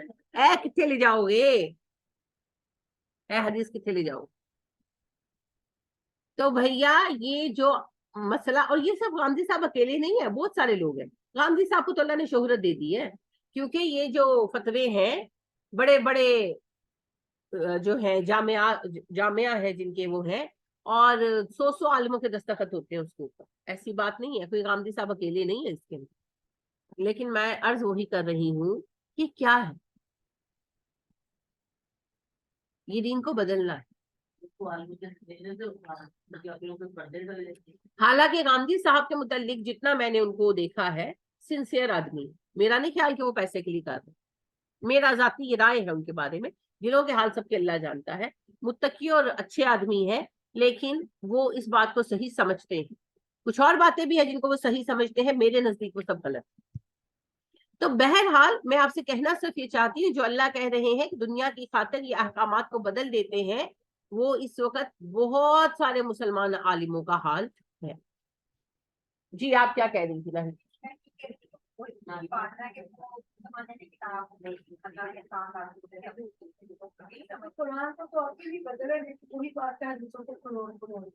कुरान के मफहूम को बदलते हैं, कुरान के अल्फाज बदलने की ताकत इनमें है नहीं। एंड पे बात करें।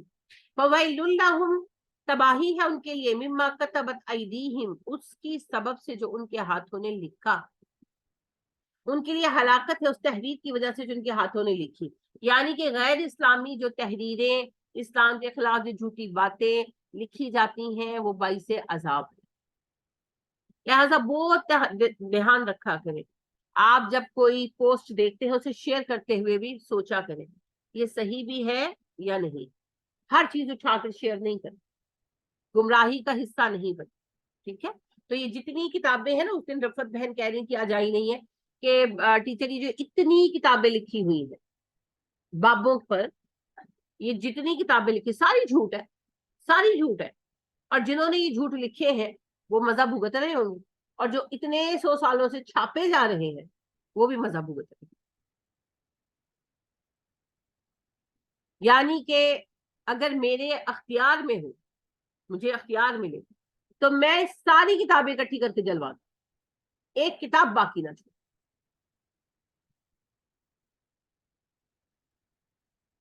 ये मकबरे उजाड़ दिए जाने चाहिए, अल्लाह के घर आबाद किए जाए।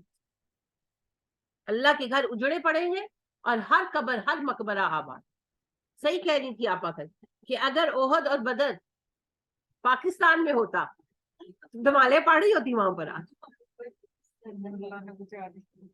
अल्लाह को पता है ना, आखिरी उम्मत है हम, तो अल्लाह पाक ने अरबों को चुना, और अरबों को लोग बहुत बुरा कहते हैं, पर अरबों की खसूसियत है, उन्होंने आज तक दीन को बदलने नहीं। बीच में एक छोटा सा जो टाइम स्लॉट आया था जिसमें वहां पर कुछ मसाइल पैदा हुए थे, वो उस्मानी दौरे खिलाफत। दोबारा फिर जब अरबों ने टेक ओवर किया, खिलाफत तो कायम नहीं कर पाए, उन्होंने दीन में मिलावट नहीं की। वो अपनी अयाशियां करते हैं, वो दीन के नाम पर नहीं करते, ये उनकी क्वालिटी है। यानी वो दीन के नाम पर नहीं अयाशियां करते, वो अयाश हो गए, पैसा आ गया है, वो अलग है उनका तमाशा। लेकिन दीन के नाम पर जायज करके कुछ नहीं करते। उनको पता हम गलत कर रहे हैं, पैसा है वो लुटा रहे हैं नाचने गाने वालियों के ऊपर, लेकिन वो अपनी अयाशी को अलग ही रखते हैं। ये बहरहाल ये उनका एक बहुत बड़ा काम है।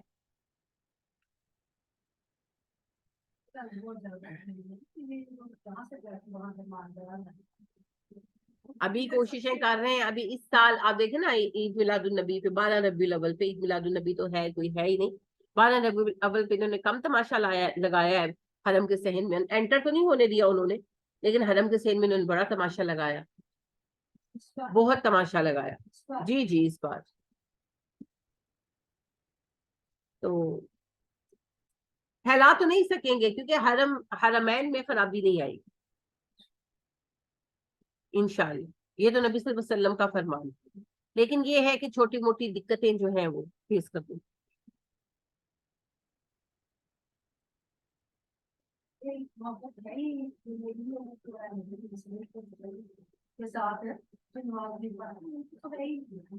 हाँ जी, उनको कोई मोहब्बत नहीं। मुझे बल्कि आपा बता रही थी कि वहां गए हुए पाकिस्तानी लड़के और बैठे हुए और नमाज नहीं पढ़ रहे, नमाज नहीं पढ़, नमाज का वक्त है, नमाज का यानी कि सब खड़े हो गए और वो बैठे हैं। तो आपा कहते मुझे इतनी परेशानी, मेरे दिल को इतनी बेकरारी कि मैं क्या करूं, कि इनको किस तरह कहूं कि उठ के नमाज पढ़ लो, कि हरम में तुम नमाज नहीं पढ़ रहे, हरम में नमाज कज़ा कर रहे हो। इन्ना लिल्लाहि व इन्ना इलैहि राजिऊन। और हमसे बड़ा जी आशिक रसूल कोई नहीं, हमसे हरम में भी नमाज पढ़ी नहीं जाती, लेकिन हमसे बड़ा आशिक रसूल कोई नहीं। सुबहान अल्लाह। बस जी, मैं आपको एक बात बताऊं, सबसे बड़ी खुशी की बात भी यही है और सबसे बड़ा डरावा भी यही है कि कयामत के दिन आईडी कार्ड देखकर अल्लाह ने मुसलमान का फैसला नहीं करना, दिल के हाल पे करना। यही सबसे बड़ी तसल्ली है। जिसका जो दिल चाहता है वो आपको कहता फिरे, डोंट वरी। वहाबी कहें, साबी कहें, गुस्ताख कहें, अल्लाह जानता है, अल्लाह बेहतरीन जानता है सबके बारे में। और दूसरी बात कि जो लोग बिगाड़ में फंस गए हुए उनको भी अल्लाह ने आईडी कार्ड देखकर मुसलमान करार नहीं देंगे। तो बस अल्लाह सब पे रहम करे, कोशिश करते रहें। फिलहाल हालात हमारे लिए बहुत मुश्किल, लेकिन एक बात याद रखें, गालिब हक ही आएगा, क्योंकि ये अल्लाह का ऐलान है ना, गालिब हक ही आएगा, हमें देखना नसीब हो या ना हो। फिलहाल बिगाड़ बहुत पीक पर। फवैलुल्लाहुम मिम्मा कतबत ऐदीहिम, हलाकत है उनके उनके हाथों की तहरीरों की वजह से। लिहाजा ये जो सारी ऐसी किताबें ना, कश्फुल महजूब, गुनियतुत तालिबीन, रिसाला कुशैरिया और वगैरह वगैरह, ये सारी सूफियों की किताबें, तस्करतुल औलिया, तस्करा गौसिया, तस्करा फलाने बाबा जी, तस्करा मकाने बाबा जी, ये जिन्होंने लिखी हैं, जिन्होंने लिखी हैं, भुगतेंगे, भुगतेंगे जी, सबको भुगतना पड़ेगा, छापने वालों को भी भुगतना पड़ेगा। क्या नाम था इनका, ये जो धरना देकर बैठे हुए थे, लब्बैक तहरीक लब्बैक के, वफात पा गए, रजवी साहब।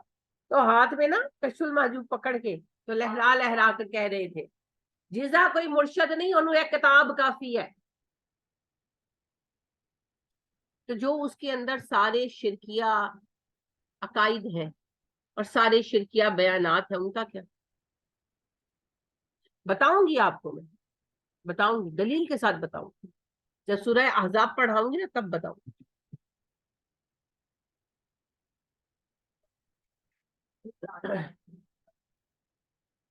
उन्होंने अलल ऐलान कहा ना जी, कुरान का तो वो कहते ही नहीं है ना, कुरान तो है ही कुछ नहीं उन्हों दे नजदीक माजल।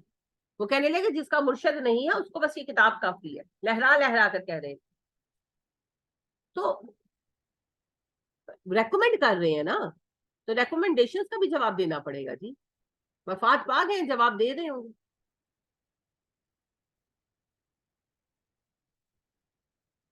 ववाइलुल्लाहुम, हलाकत है उनके लिए, मिम्मा यक्सिबून, उनकी कमाइयों की वजह से, उनके लिए हलाकत है उनकी कमाइयों की वजह से। कमाई से मुराद पैसा भी है, स्टेटस भी है, फॉलोअरशिप भी है, जो कुछ भी कमाया सब कुछ इसके अंदर शामिल। ताहिर कादरी साहब को देख लें, ताहिर कादरी साहब जो है ये गांव के किसान के गरीब आदमी के गरीब बेटे थे। आज आप उनके टशन देखें, उनकी जायदादें देखें, उनका बैंक बैलेंस चेक करें जरा, उनका एनुअल जो है टर्नओवर चेक करें, उनके लिबास देखें, शिकन नहीं पड़ती। कहां से आ गया इतना पैसा भाई, कहां से आ गया? कारोबार तो इनका है कोई नहीं जी, और रकबे उनके आप देखें कहां कहां तक पहुंच रहे हैं, कहां से आ गया इतना पैसा? और कितने ही लोग हैं, किसी एक की बात नहीं है, बहुत लोग हैं जी, बहुत लोग हैं। फजल रहमान साहब पर देख लें, जो फजल है सारा पैसे का, कहाँ से आया है? अल्लाह का नहीं है जी, अल्लाह का फजल नहीं है, मजाक में भी ना कहें, उनके ऊपर जो पैसे का फजल है कहाँ से आया? देखिए जी, आबाई पैसे तो इन लोगों के पास थे नहीं, कहाँ से आए? सिर्फ सियासतदानों की बात ना करें, सियासतदानों के बिगाड़ की वजह आलिम होते, अगर आलिम सही हो सियासतदान ना बिगड़े।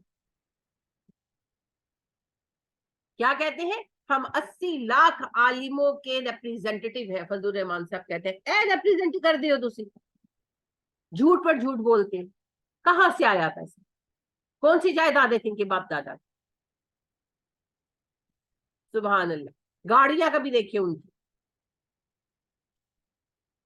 کہاں سے آ جاتا ہے سارا کچھ؟ کچھ بکتا ہے، کسی چیز کی قیمت ملتی ہے نا. دنیا میں پیسہ کسی کو فری نہیں ملتا میری پیاری بہنوں، کچھ دے کر پیسہ لیا جاتا ہے. تو کچھ تو انہوں نے بھی بیچا ہے.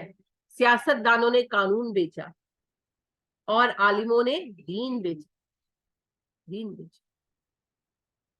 ایک طوائف اپنا جسم بیچ کر پیسہ کماتی ہے اور ایک عالم دین دین بیچ کر پیسہ کماتا ہے. وہ اس سے بڑا کسبی ہے. اپنا تو عورت کا بھی جسم نہیں ہے، سب کچھ اللہ کا ہے. لیکن بات یہ ہے کہ عورت صرف اپنی عزت بیچتی ہے، بری ہے جو بھی ہے، بے شک عیاشی کے لیے بیچتی ہے، اپنا نقصان کر رہی ہے نا. یہ تو اللہ کا دین بیچ کر پوری امت کا نقصان کر. یہ اس سے زیادہ بڑے کاروبار، پیشہ ور، اس سے زیادہ نچلے لیول پر کھڑے ہیں. بس بات یہ ہے کہ ان کو آئینہ دکھانے والا کوئی نہیں. ابھی فلسطین کا اتنا بولتے ہیں فضل الرحمان صاحب، ابھی یہ فلسطین غزہ کی صورتحال پر خالی کچھ کہہ ہی دیتے، کہا کچھ کوئی بیان ہی آیا. انہوں نے کہا کہ فلسطین والے انسانی حقوق کی خلاف نہ کریں. اب تک تو دنیا میں جتنے قتل و غارت گری بیچارے فلسطینیاں نہیں کیتی ہوئی.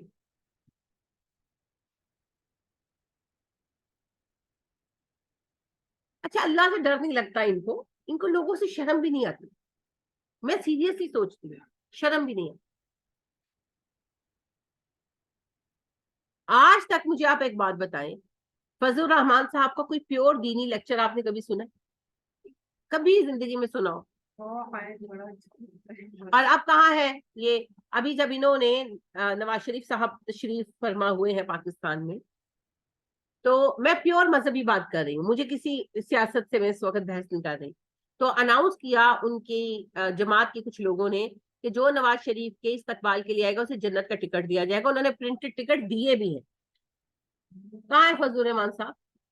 80 لاکھ عالموں کے ریپریزنٹیٹیو سوئے ہوئے ہیں. یا وہ بلیو کرتے ہیں کہ واقعی جنت کے ٹکٹ چلنے؟ پرنٹڈ ٹکٹ دیے گئے ہیں جی. کس کی جاگیر ہے جنت؟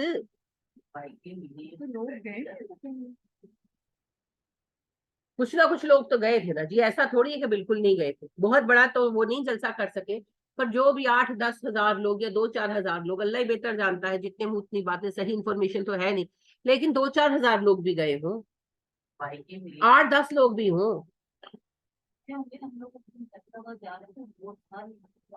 روڈ تو ویسے حکومت کی طرف سے بلاک تھی نا، افراد کوئی خاص نہیں تھے، لیکن تصویریں اتروانے جو کے لوگ تو تھے نا، تو ٹکٹیں پکڑ پکڑ کے وہ تصویریں اتار رہے تھے.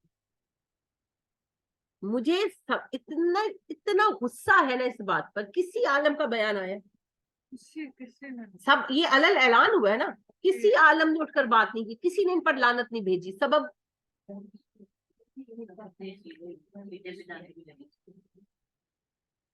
اور کہاں ہے ساری وزارت مذہبی امور؟ اور یہ توہین رسالت تو چھوٹی چیز ہو گئی، یہ تو اللہ کی توہین ہو رہی ہے بھائی. اس پر کوئی قانون نہیں، اس پر کوئی دفعہ نہیں لگنی.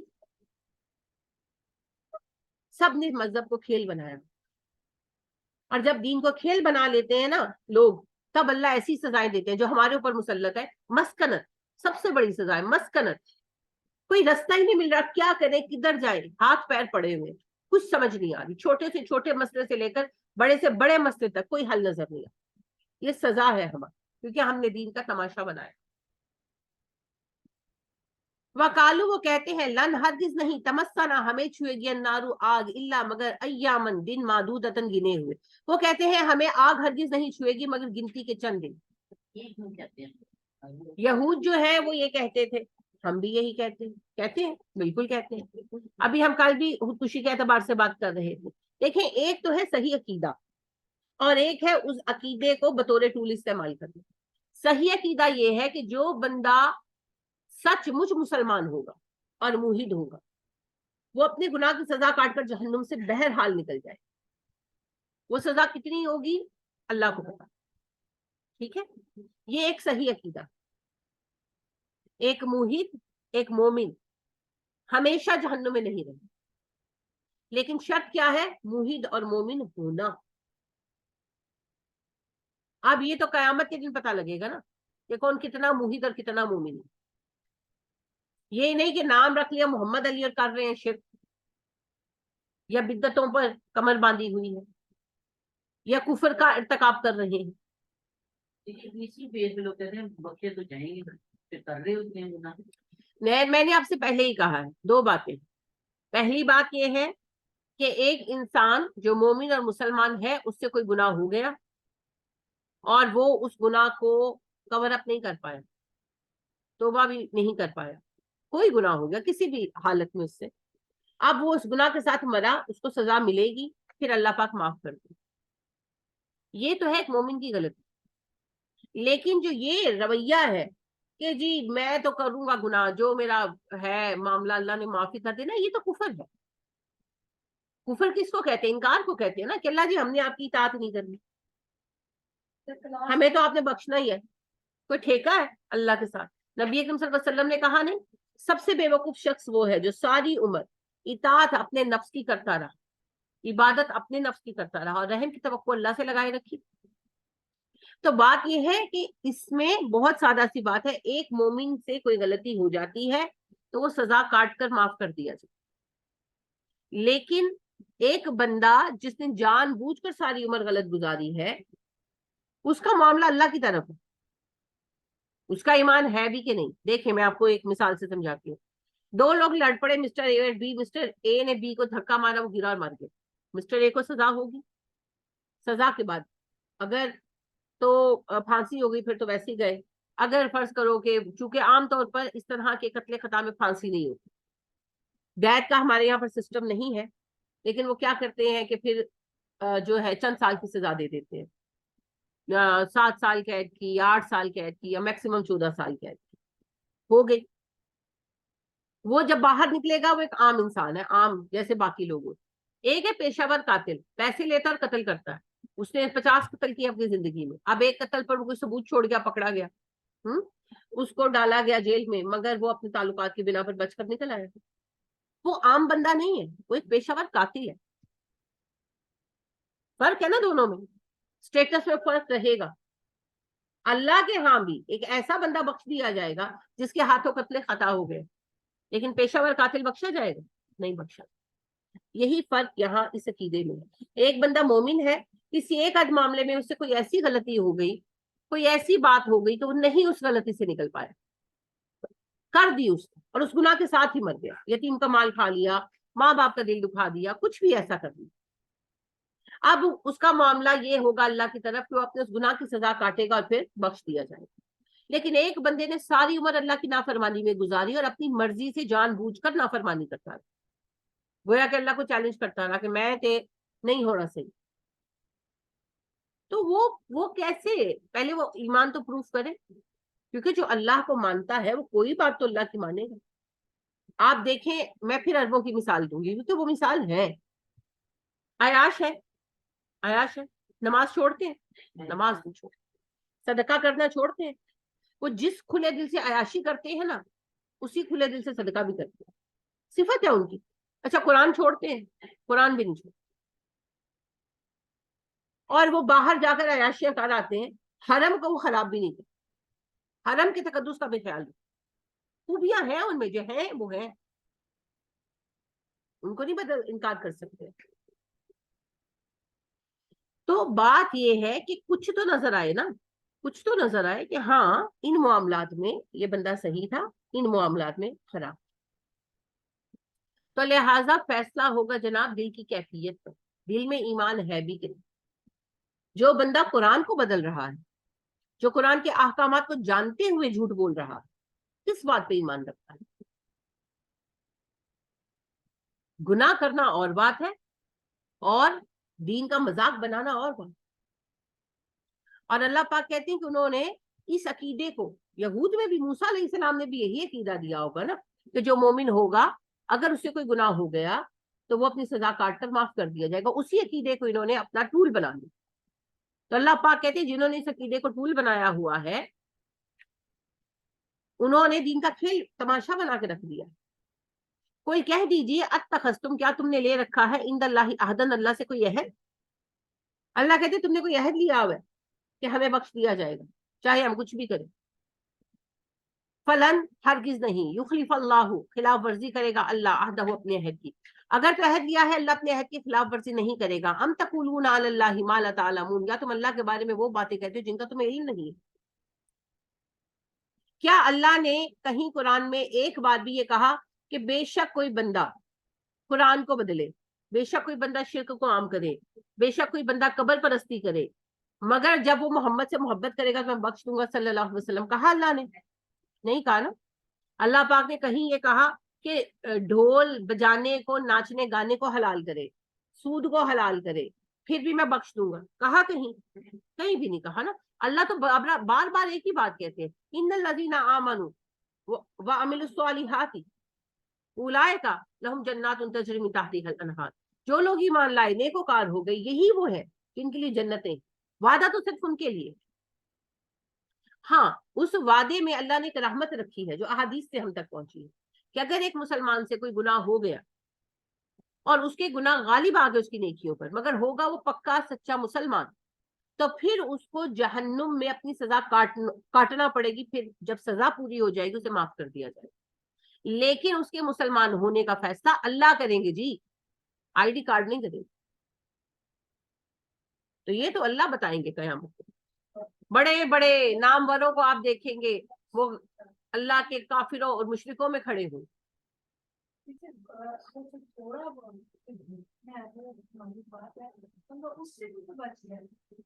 اس سے بچنے کی بھرپور کوشش کرنی چاہیے، وہ تو بالکل درست ہے. فی الحال تو ہم اس عقیدے پر بات کر رہے ہیں کہ جہنم سے نکال لیا جائے گا. ہاں جو چاہے ہم کر لیں، کیونکہ ہم امت محمدیہ ہیں تو ہم نکال لیے جائیں گے. یہ خوش فہمیاں ہیں.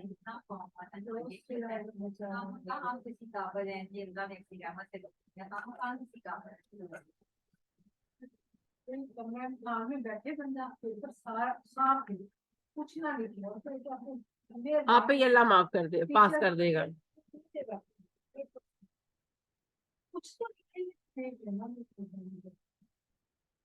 سب سے اہم بات یہ ہے کم از کم بڑے گناہ نہ کریں.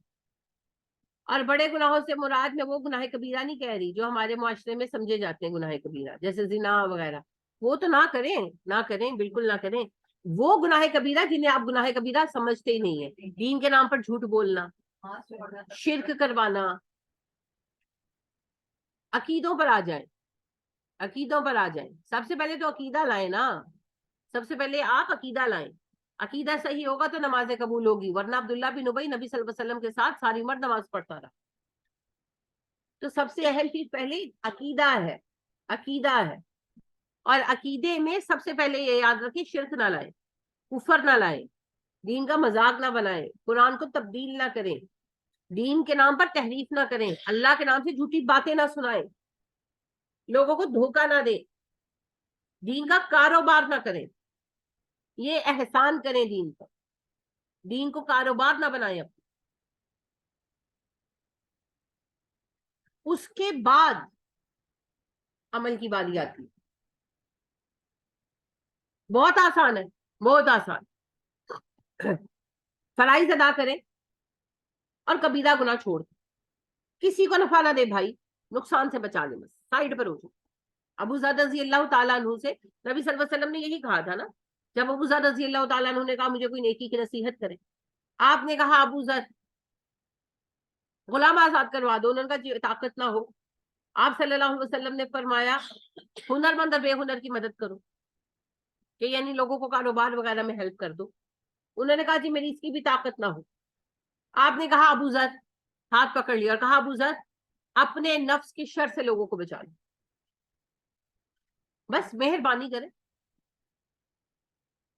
آپ لوگوں کا بھلا نہیں کر سکتے، ان کا برا بھی نہ کریں، پاس سے ہو جاؤ، اپنے کام سے کام کرو. تو بات یہ ہے کہ نبی کریم صلی اللہ علیہ وسلم نے یہی پیمانہ دیا. معاذ بن جبل رضی اللہ تعالیٰ عنہ نے کہا میں جنت پہ جانا چاہتا ہوں اللہ کے نبی صلی اللہ علیہ وسلم. آپ نے کہا معاذ آپ نے بہت بڑی بات پوچھی ہے، سوائے اس کے کہ اللہ کسی کے لیے آسان ہو. تو معاذ اللہ کے ساتھ کسی کو شریک نہ بناؤ، اور نماز ادا کرو فرض، رمضان کے روزے رکھو، زکوٰۃ دو، 2.5% کی شرح سے. توفیق دے اللہ تو حج کرو اور کبیرہ گناہوں سے اجتناب کرو. تو کہا جائے گا قیامت کے دن کہ جنت کے جس دروازے سے جانا چلے جاؤ. اور میں آپ کو ایک فیکٹ بتاؤں, صحابہ کے دور میں کبیرہ گناہ سے بچنا آسان تھا, ہمارے دور میں مشکل ہے. کیسے؟ وضاحت کریں. فرقے نہیں تھے, ٹھیک ہو گیا.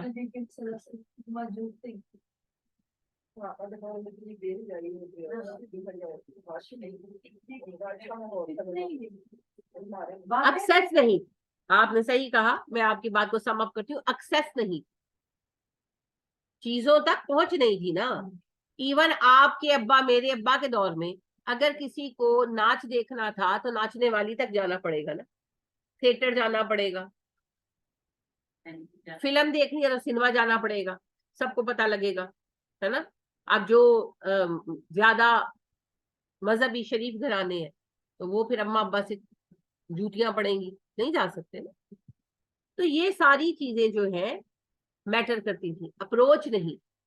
پہلی بات تو پیسہ ہونا چاہیے, چاہے اللہ معاف کرے ناچنے والی کے کوٹھے پر جانا ہے تو چاہے سنیما میں جانا ہے, وہ بھی ناچنے والی, اس کا سٹینڈرڈ تھوڑا ہائی ہوگا, ہے نا.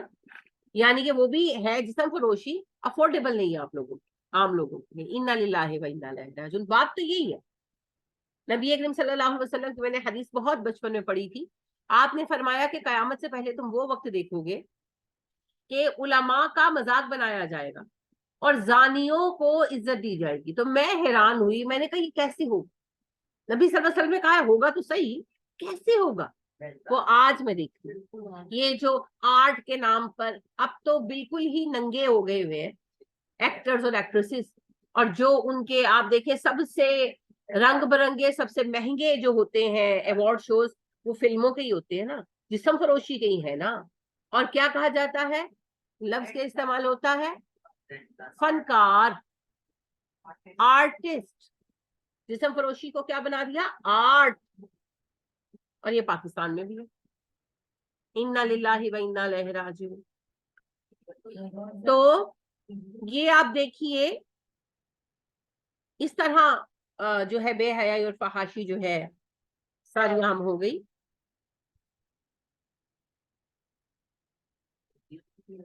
میں بات کیا کر رہی تھی بیچ میں بھول گئی.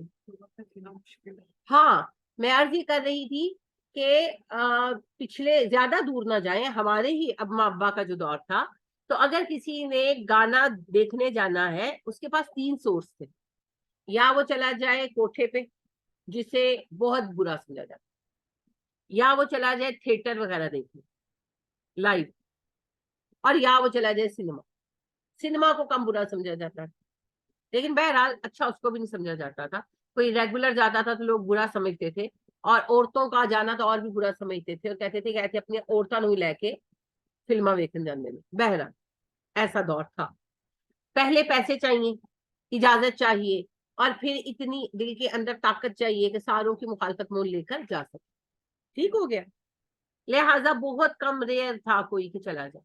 میکسیمم جو تھا نا وہ تھا کہ فلم دیکھ کبھی کبھار, باقی چیزوں کا کوئی رواج نہیں. اب معاملہ کیا, اب موبائل پر سب کچھ اویلیبل ہے, آپ نے صرف ایک نیٹ کے پیسے پے کرنے, ہے نا. اور آپ دیکھیں کہ گھروں کے اندر, میں نے نبی صلی اللہ علیہ وسلم کا یہ فرمان پڑھا تھا کہ قرب قیامت میں گھر گھر سے ناچنے والیاں نکلیں گی. حدیث یہ تھوڑی ضعیف ہے مگر بہرحال ہے, اور اس کو سپورٹ کرتی ہے دوسری حدیث. تو میں کہتی تھی یہ کیسے ہو سکتا ہے, یہ کیسے ہو سکتا ہے؟ آج آپ دیکھیں باقاعدہ پاکستان میں بھی شادیوں پر ہائر کیے جاتے ہیں ٹرینر, جو پرفارم کرنے کے لیے دلہا دلہن اور ان کے سالے سالیوں کو انا للہ و انا الیہ راجعون ٹرینڈ کرتے ہیں.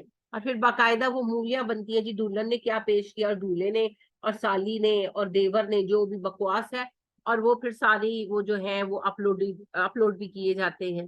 یہ تماشے ہو رہے ہیں. انا للہ و انا الیہ راجعون. تو آپ کو ایک نیٹ کے پیسے پے کرنے ہیں, ہر طرح کی چیز موجود ہے. اور اس یہی نہیں, اللہ معاف فرمائے, طرح طرح کے رابطے بھی موجود ہیں. یعنی کہ استغفر اللہ, آپ آن نیٹ ہر طرح کے رابطے کر سکتے ہیں. عورت منگوا لیں, بندہ منگوا لیں, مجھے تو یہ کسی نے بتایا تو مجھے تو یقین نہیں آیا. پھر میں نے اپنے بیٹے سے کوشچن کیا تو کہنے لگا کہ سب کچھ آن لائن ہو رہا ہے. تو جیسے آپ آن لائن ڈلیوریاں منگا لیتے ہیں یہ سروسز بھی پرووائڈیڈ ہے جی. انا للہ و انا الیہ راجعون. ویڈیو کال چلتی ہے, ہم کیا بتاؤں بچے ہوں. سب کچھ آپ صحیح کہہ رہی ہیں جی. اور پہلے یہ جو بچوں کے بھی معاملات تھے, یعنی کہ ابھی آپ اکثر گھروں میں دیکھیں لو میرجز ہوتی ہیں اور پھر اس کے بعد جو دھما چوکری مچتی ہے پھر نہ لو رہتا ہے نہ میرج رہتی ہے. تو اکثر یہ کوشچن ہوتا ہے ماں پیو قابو کیوں نہیں کر لیندے. اب نہیں کر سکتے. پہلے پتہ کیا تھا, پہلے کوئی سورس آف کانٹیکٹ نہیں تھا. بڑا ہے تو لیٹر لکھا بھیجا, اب وہ لیٹر اکثر پکڑے جاتے تھے. پھر اما ابا پتہ کیا کرتے تھے, منڈے نو کدھر بھیج دیتا, کڑی نو کدھر بھیج دیتا. ٹھیک ہے, اب دور چلے گئے, اب کیا کریں گے, اب رو دھو کے آنکھ ہو جل پہاڑ ہو جل. بھوت چڑھا ہوتا ہے, اصل میں محبتیں ہو تو گھر نہ بس جائیں بے وقوفوں کے. لہٰذا وہ 4 دن میں بھوت اتر جاتا ہے, لڑکی کی شادی ہو جاتی ہے, لڑکا نوکری لگ جاتا ہے, بات ختم. اب کیا کریں, اب آپ کہیں بھی بھیج دیں, ای میل ہے, موبائل ہے, واٹس ایپ ہے, اور ان سب کے علاوہ آن لائن چیٹ شیٹ آ گئے ہوئے جن کو ہم جیسے ماں باپ تو پکڑ بھی نہیں سکتے تھے. تو اب کیسے دور کریں گے, اب تو پاسبل ہی نہیں. اسی وجہ سے یہ جو مسائل ہے نا یہ بہت بڑھ گئے جی.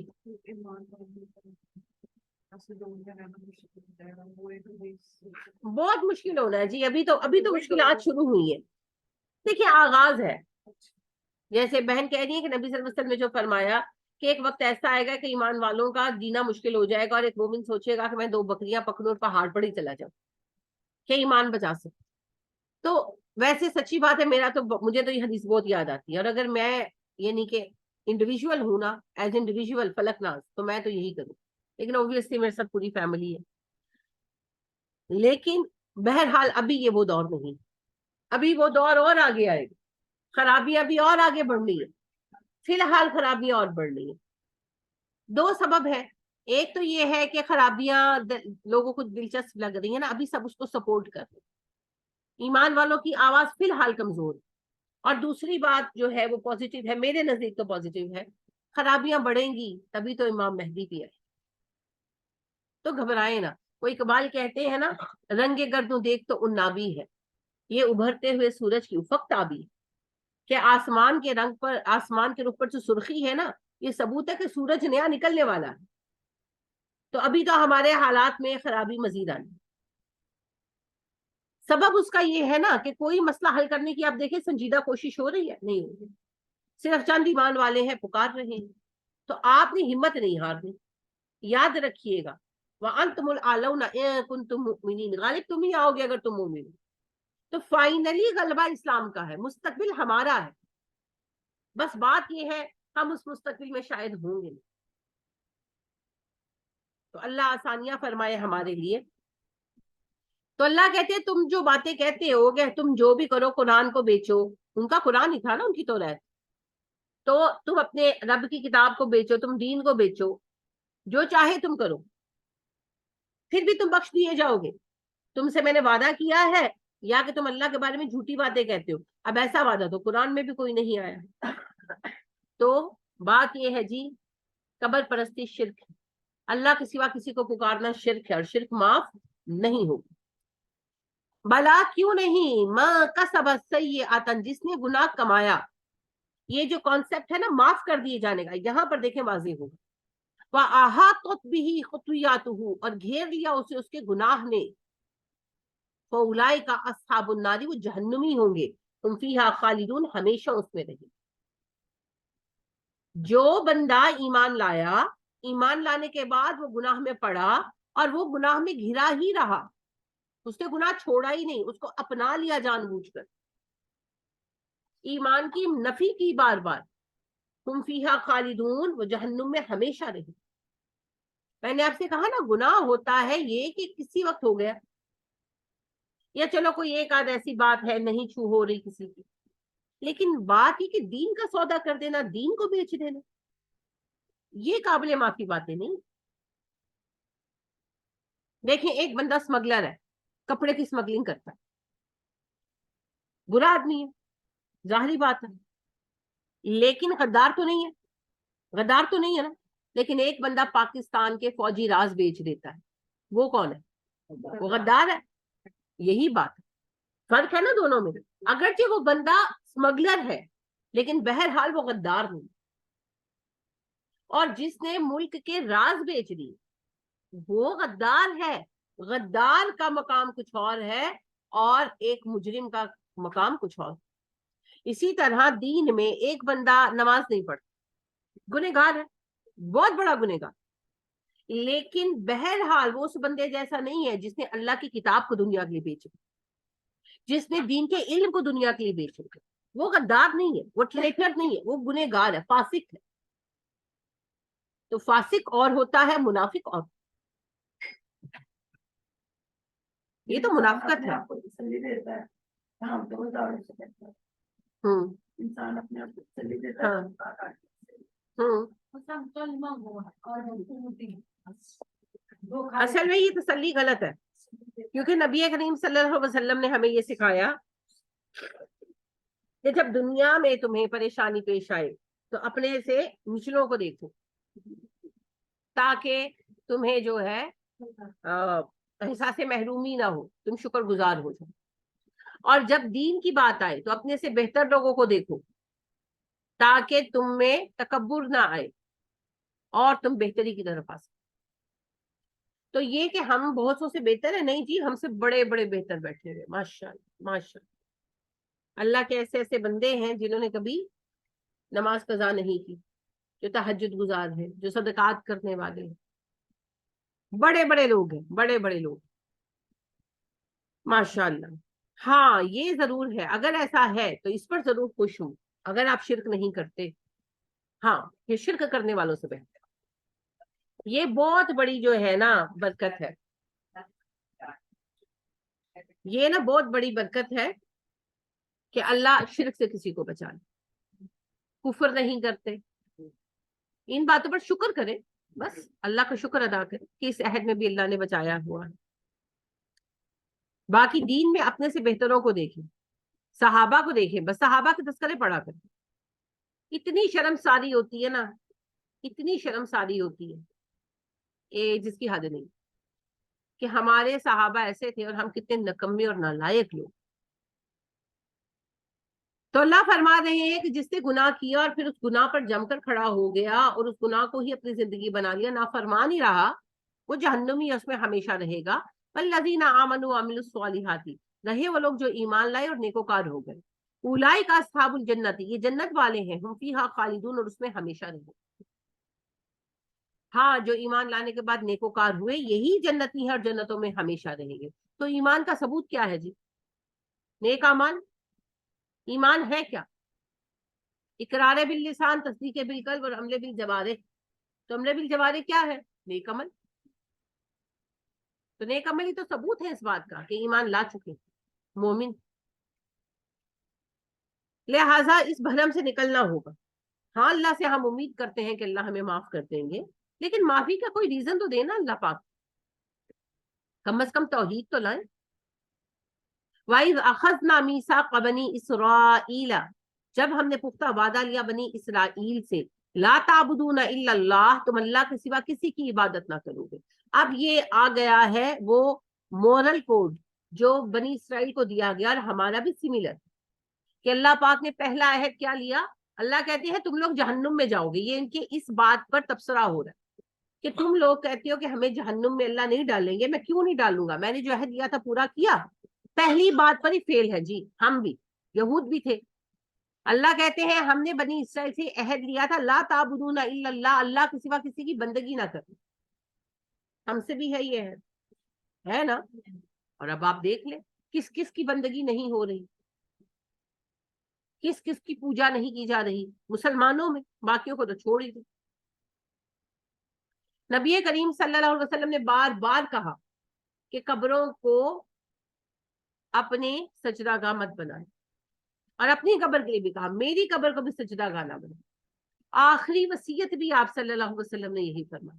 جب آپ صلی اللہ علیہ وسلم کی طبیعت تھوڑی سی بہتر ہوئی، جس کو آخری چہار شنبہ بھی آپ کہتے ہیں، تو آپ صلی اللہ علیہ وسلم جو ہے مسجد میں آئے اور تھوڑی دیر بیٹھے تو آپ نے یہی بات کی کہ آپ نے کہا کہ لوگوں اللہ یہودیوں اور عیسائیوں پر لعنت کرے، انہوں نے اپنے نبیوں کی قبروں کو سجدہ گاہ بنا لیا، تم مت بنانا، میں تمہیں بار بار اس بات سے آگاہ کر چکا ہوں، میرا رتبہ حد سے مت بڑھانا، مجھے اللہ کا بندہ اور رسول ہی کہتے ہیں۔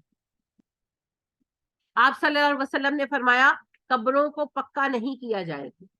آپ دیکھ لیں کہ جتنے مزار ہیں سنگ مرمر کی قبروں پہ کھڑے ہیں نا، آپ صلی اللہ علیہ وسلم نے فرمایا قبروں پر عمارت نہیں بنائی جائے گی، سارے مقبرے سارے مزار قبروں پر بنے ہوئے ہیں نا، آپ صلی اللہ علیہ وسلم نے فرمایا قبروں پر مسجد تعمیر نہیں کی جائے گی، یہ ساری مسجدیں قبروں پر بنی ہیں۔ آپ صلی اللہ علیہ وسلم نے فرمایا قبر پر نماز نہیں ہوگی اور قبرستان میں بھی نماز نہیں ہوگی۔ آپ صلی اللہ علیہ وسلم نے فرمایا نہ تو تم قبر پر بیٹھو نہ قبر کے مجاور بنو۔ بیٹھے بھی ہوئے ہیں قبروں پر، جو زائرین وغیرہ جاتے ہیں قبروں پر ہی بیٹھتے ہیں نا، اور جو مجاور ہیں وہ تو قبروں کی کمائی کھاتے ہیں۔ آپ صلی اللہ علیہ وسلم نے فرمایا قبروں پر روشنی نہیں کرو گے، یعنی کہ چراغ نہیں جلاؤ گے۔ آپ دیکھ لیں کتنے چراغاں ہوتے ہیں۔ آپ صلی اللہ علیہ وسلم نے قبروں کی سجاوٹ وغیرہ سے بھی منع کر دیا۔ اب آپ دیکھ لیں کتنی سجاوٹیں ہیں، کتنا کچھ۔ تو سوال یہ ہے کیا کر رہے ہیں؟ اللہ کو چھوڑ کر ہم کس کس کو پکار رہے ہیں؟ اتنا شرک ہے، استغفر اللہ استغفر۔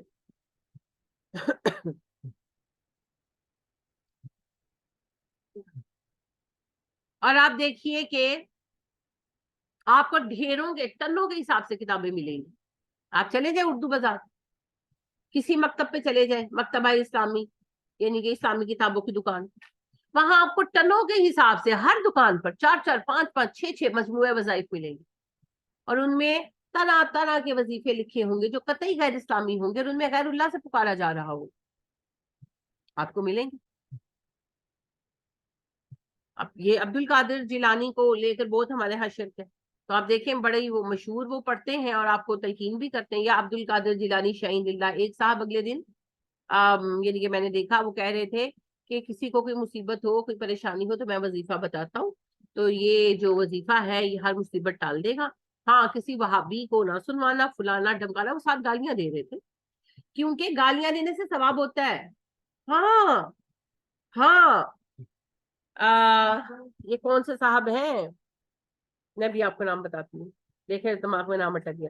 انہوں نے باقاعدہ کہا، ان سے پوچھا گیا کہ ہم حج عمرے پر جائیں تو کون سی دعائیں پڑھیں طواف کے لیے، تو انہوں نے 1 2 دعائیں بتائی اور کہا کہ اگر تمہیں کچھ نہیں آتا تو وابیا نو گالیاں ہی دے لو، وابیا نو گالیاں دے لو جی، اینے پیسے خرچ کر کے ایتھے دے لو، چوکچ کھلو کے، ہاں چوکچ کھلو کے دے لو۔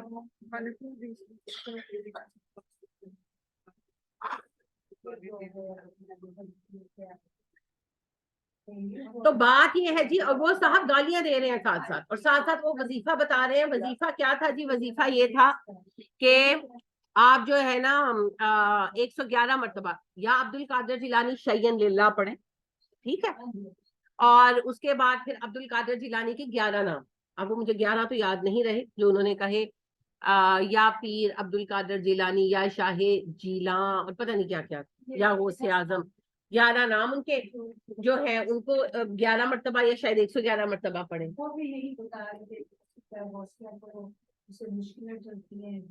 ہاں جی، اور پھر جو ہے قصیدہ غوثیہ ساتھ پڑھیں، اور ساتھ 1 2 چیزیں اور بھی انہوں نے ایڈ کی ہوئی تھی، سارے یہ کہ عبد القادر جیلانی بس آ کے بچا لیں، نہ بیچ میں اللہ کا نام ہے نہ درود پاک ہے، کچھ بھی نہیں ہے، سارا کچھ یہ، اور ساتھ وہ بیچ بیچ میں بار بار کہہ رہے تھے، ہاں گالیاں دے دے کر کہ فلانے فلانے وابیاں نو نہ سنانا، کیونکہ فلانے فلانے وابی دسن گے نا کہ شرک کرتے پے ہو، ایسا ترجمہ پڑھ لو، ہاں اے ترجمہ پڑھ لو قصیدہ غوثیہ دا، یا عبد القادر جیلانی شیئن للہ کا مطلب ہی دیکھ لیں۔ تو پھر وہ ایک اور میں نے دیکھا تھا، وہ لکھا ہوا پیج تھا، کسی کے گھر میں گئی تو پڑھا ہوا تھا، تو میں نے ان سے پوچھا کہ آپ پڑھتے ہو؟ کہنے لگی ہم تو نہیں پڑھتے لیکن ہمارے نیبرز میں بانٹے ہیں، تو اس پر لکھا ہوا تھا کہ جس کو کوئی مصیبت آئے اور مشقت آئے تو وہ 121 مرتبہ روزانہ پڑھے، فارسی کا قطع ہے وہ، امداد کن ازرن جو غم آزاد کن دردین دنیا شاد کن یا غوث اعظم دستگیر، ٹھیک ہے۔ 121 मरतबा इसको पढ़े, और जब उसकी मन्नत पूरी हो जाए और उसका काम हो जाए तो नहीं नहीं जी, वो पम्फलेट वो बांटे, वो लिख कर बांटे कि वो यानी कि मन्नत माने, 121 मरतबा पढ़े, मन्नत माने के काम हो गया तो मैं 121 पर्चे बांटूंगा। तो जब उसका काम हो जाए तो 121 पर्चे बांटूंगा। हाँ, बढ़ता है, शिर्क को बढ़ाते। हो तो शिर्क आप देख रहे हैं किस लिमिट तक हो रहा है, कहाँ तक हो रहा है। इन्ना लिल्लाहि व इन्ना इलैहि राजिऊन। हर कदम पर शिर्क हो रहा है, और हमारे रब ने पहला वादा हमसे लिया था, शिर्क ना कर, शिर्क ना कर। कब्रों के ऊपर जो खाने तकसीम होते हैं, शिर्क। गैरुल्लाह के नाम की नजर देना, शिर्क। नबी करीम सल्लल्लाहु अलैहि वसल्लम की हदीस में आपसे पहले भी अर्ज कर चुकी हूँ, आप सल्लल्लाहु अलैहि वसल्लम ने फरमाया, 2 आदमी सिर्फ एक मक्खी की वजह से एक जन्नत में गए और एक जहन्नुम में। सहाबा ने कहा जी हम समझ नहीं पाए। आप सल्लल्लाहु अलैहि वसल्लम ने इरशाद फरमाया कि एक कबीले का बुत था जो उन्होंने अपने कबीले के बाहर लगा रखा था। जब भी कोई गुजरता था वहां से मुसाफिर, तो वो तकाजा करते थे कि हमारे बुत को नजराना दो, फिर जाने दे। तो 2 वहां से मुसलमान गुजरे और उन्होंने उन्हें रोक लिया। तो वो कहने लगे कि हम नहीं इस बुत को मानते, हम चढ़ावा नहीं चढ़ाएंगे। तो वो कहने लगे चढ़ावा तो चढ़ाना पड़ेगा, चाहे एक मक्खी चढ़ाओ। तो एक ने एक मक्खी पकड़ कर चढ़ावा चढ़ा दी, उन्होंने उसे छोड़ दिया। दूसरे ने कहा अल्लाह की कसम मैं तो चढ़ावा नहीं चढ़ाऊंगा, चाहे तू मुझे मार डाल। उन्होंने इसे मार दिया। तो जिसने एक मक्खी चढ़ाई थी चढ़ावा, जब वो मरा तो वो जहन्नुम में डाला गया, और जिसने इनकार कर दिया था उसे अल्लाह सुब्हानहू व तआला ने जन्नत अता की। शिर्क माफ नहीं हो, शिर्क माफ नहीं, किसी कीमत पर किसी सूरत में माफ नहीं। नबी करीम सल्लल्लाहु अलैहि वसल्लम ने इरशाद फरमाया, तुम शिर्क से होशियार रहना, क्योंकि शिर्क तुम्हारे पास इस तरह आएगा जैसे स्याह रात में स्याह पत्थर पर स्याह चूनती, महसूस नहीं होगा। ये वही बातें महसूस नहीं होगी। अभी मैंने आपसे कहा ना, कल मैं अपनी एक अजीजा से मिली, परसों, कल नहीं मिली, संडे को मिली। तो वो मुझे ये कहने लगी, मैं ऐसी बातों में बात हुई तो मैंने कहा कि मेरा जो है ना पौधा, ये एलोवेरा का, ये जल जाता है। 3 दफा मेरे साथ ऐसा हुआ कि पौधा पूरी तरह फैल गया और फिर सडनली जल गया, बहुत फैला हुआ जल गया। बस अल्लाह का हुक्म, जमीन वाफिक नहीं आ रही, या उसको कोई बीमारी हो जाती है, क्या हो जाती है। तो वो मुझे कहने लगी कि या कुतमीर या कुतमीर या कुतमीर, आप 21 मरतबा पढ़कर दम करें तो फिर पौधा चल जाएगा। अब अल्लाह को छोड़कर कुत्ते को पुकारूं। देखिए कितना बड़ा शिर्क करवा रहे हैं ना लोगों से, है कितना बड़ा शिर्क करवा रहे हैं। और जब मैंने उनसे कहा कि ये तो कुत्ते का नाम है तो मैं पुकारूं, तो वो कहने लगी कि साबे काफ दा कुत्ता ऐसे सूरह काफ विच नाम आया। मैंने कहा नहीं, सूरह काफ में नाम तो नहीं कहती, मैं चेक करूंगी। मैं कहा सूरह काफ में नाम नहीं आया, सिर्फ तस्करा आया है कुत्ते का। और अल्लाह ने ये नहीं कहा कि उसको बुलाकर तुम काम करने शुरू कर दो। उन्होंने फिर मुझे एक मजमुआ वज़ाइफ दिखाया, उसमें लिखा हुआ था कि किसी के घर चोरी भी हो जाए ना, तो वो रात को, आधी रात को खुले आसमान के नीचे खड़े होकर 121 मरतबा जो है 141 मरतबा या कुतमीर या कुतमीर या कुतमीर पढ़े, और हाथ में मिट्टी हो, और मिट्टी जो है वो फिर शुमाल की तरफ फेंके तो कुत्ता आ जाएगा और वो पहुंचा देगा जहां चोरी का माल है वहां पर। तो मैं के फिर ऐसे सारे पुलिस के सिखाओ, सारे बंदे पढ़ाओ, आसान काम है। लोग बेवकूफ हैं जो इतने डिवाइसेस बना रहे हैं। और अगर आपके घर में सांप आते हैं, बिच्छू आते हैं, चूंटी आती हैं, तो या कुतमीर 111 मरतबा मिट्टी पे पड़कर दम के करके घर के कोनों में फेंक दें। दुश्मन का खतरा हो तो या कुतमीर पढ़। तो क्या मतलब, अल्लाह को छोड़ दो, कुत्ता कुत्ता ही कर दे रहो। पहली बात तो ये है कि कुतमीर कुत्ते का नाम है कि नहीं हमें पता भी नहीं है, ये यहूदी रिवायत है। और दूसरी बात है कि कुतमीर साबे काफ का सही है तो कुत्ता ना, अल्लाह अल्लाह करना छाड़ के तुझे कुतमीर यानी कि कुत्ता कुत्ता या कुत्ता ऐसे को मदद मांग रही है। देखिए कहां से कहां पहुंच गए। और ये बाकायदा लिखा हुआ है, और उसके साथ उन्होंने जी वो दलीलें दी हुई है कि जी फलाने बाबा साहब कहते हैं, फलाने बाबा साहब कहते हैं। अब एक आम बंदे को कन्विंस करना बड़ा मुश्किल है। इनके वो कहते हैं तुसी नवा कुरान पढ़े, उन्होंने नहीं पता सी शिर्क है, उन्होंने किताब ही जावी, अच्छा किताब ही छपिया गलत है, तू सही है, कौन सुनता है।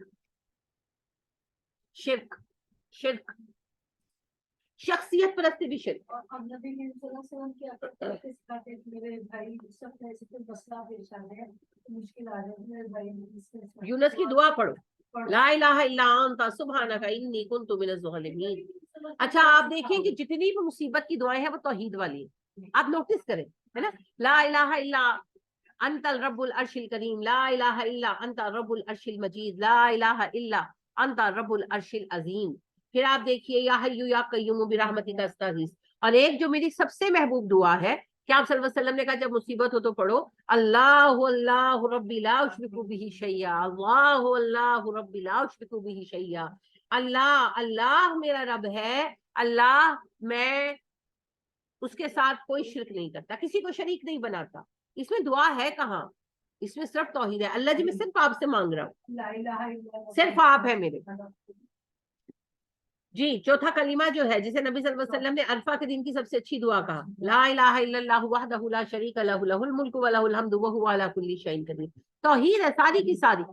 फिर आप देखिए कि आप सल्लल्लाहु अलैहि वसल्लम ने वो जो सारी सहाबी थे जो बीमार थे और आपने उनको देखा, यानी कि अबू हुरैरा कहते हैं कि हम मदीने के बाजार में निकले तो नबी करीम सल्लल्लाहु अलैहि वसल्लम ने एक अंसारी सहाबी को देखा, वो अपने घर के बाहर बैठे थे, उनका रंग पीला था। तो आपने कहा आपको क्या हुआ, बहुत कमजोर नजर आ रहे हैं। वो कहने लगे अल्लाह के नबी सल्लल्लाहु अलैहि वसल्लम मैं बीमार भी हूँ और मेरे घर में तंगदस्ती भी बहुत है, इलाज के पैसे भी नहीं है। आपने कहा मैं आपको ऐसे कलिमात ना सिखाऊं कि अल्लाह आपको पैसे भी दे और सेहत भी। और फिर दुआ सिखाई, क्या दुआ है,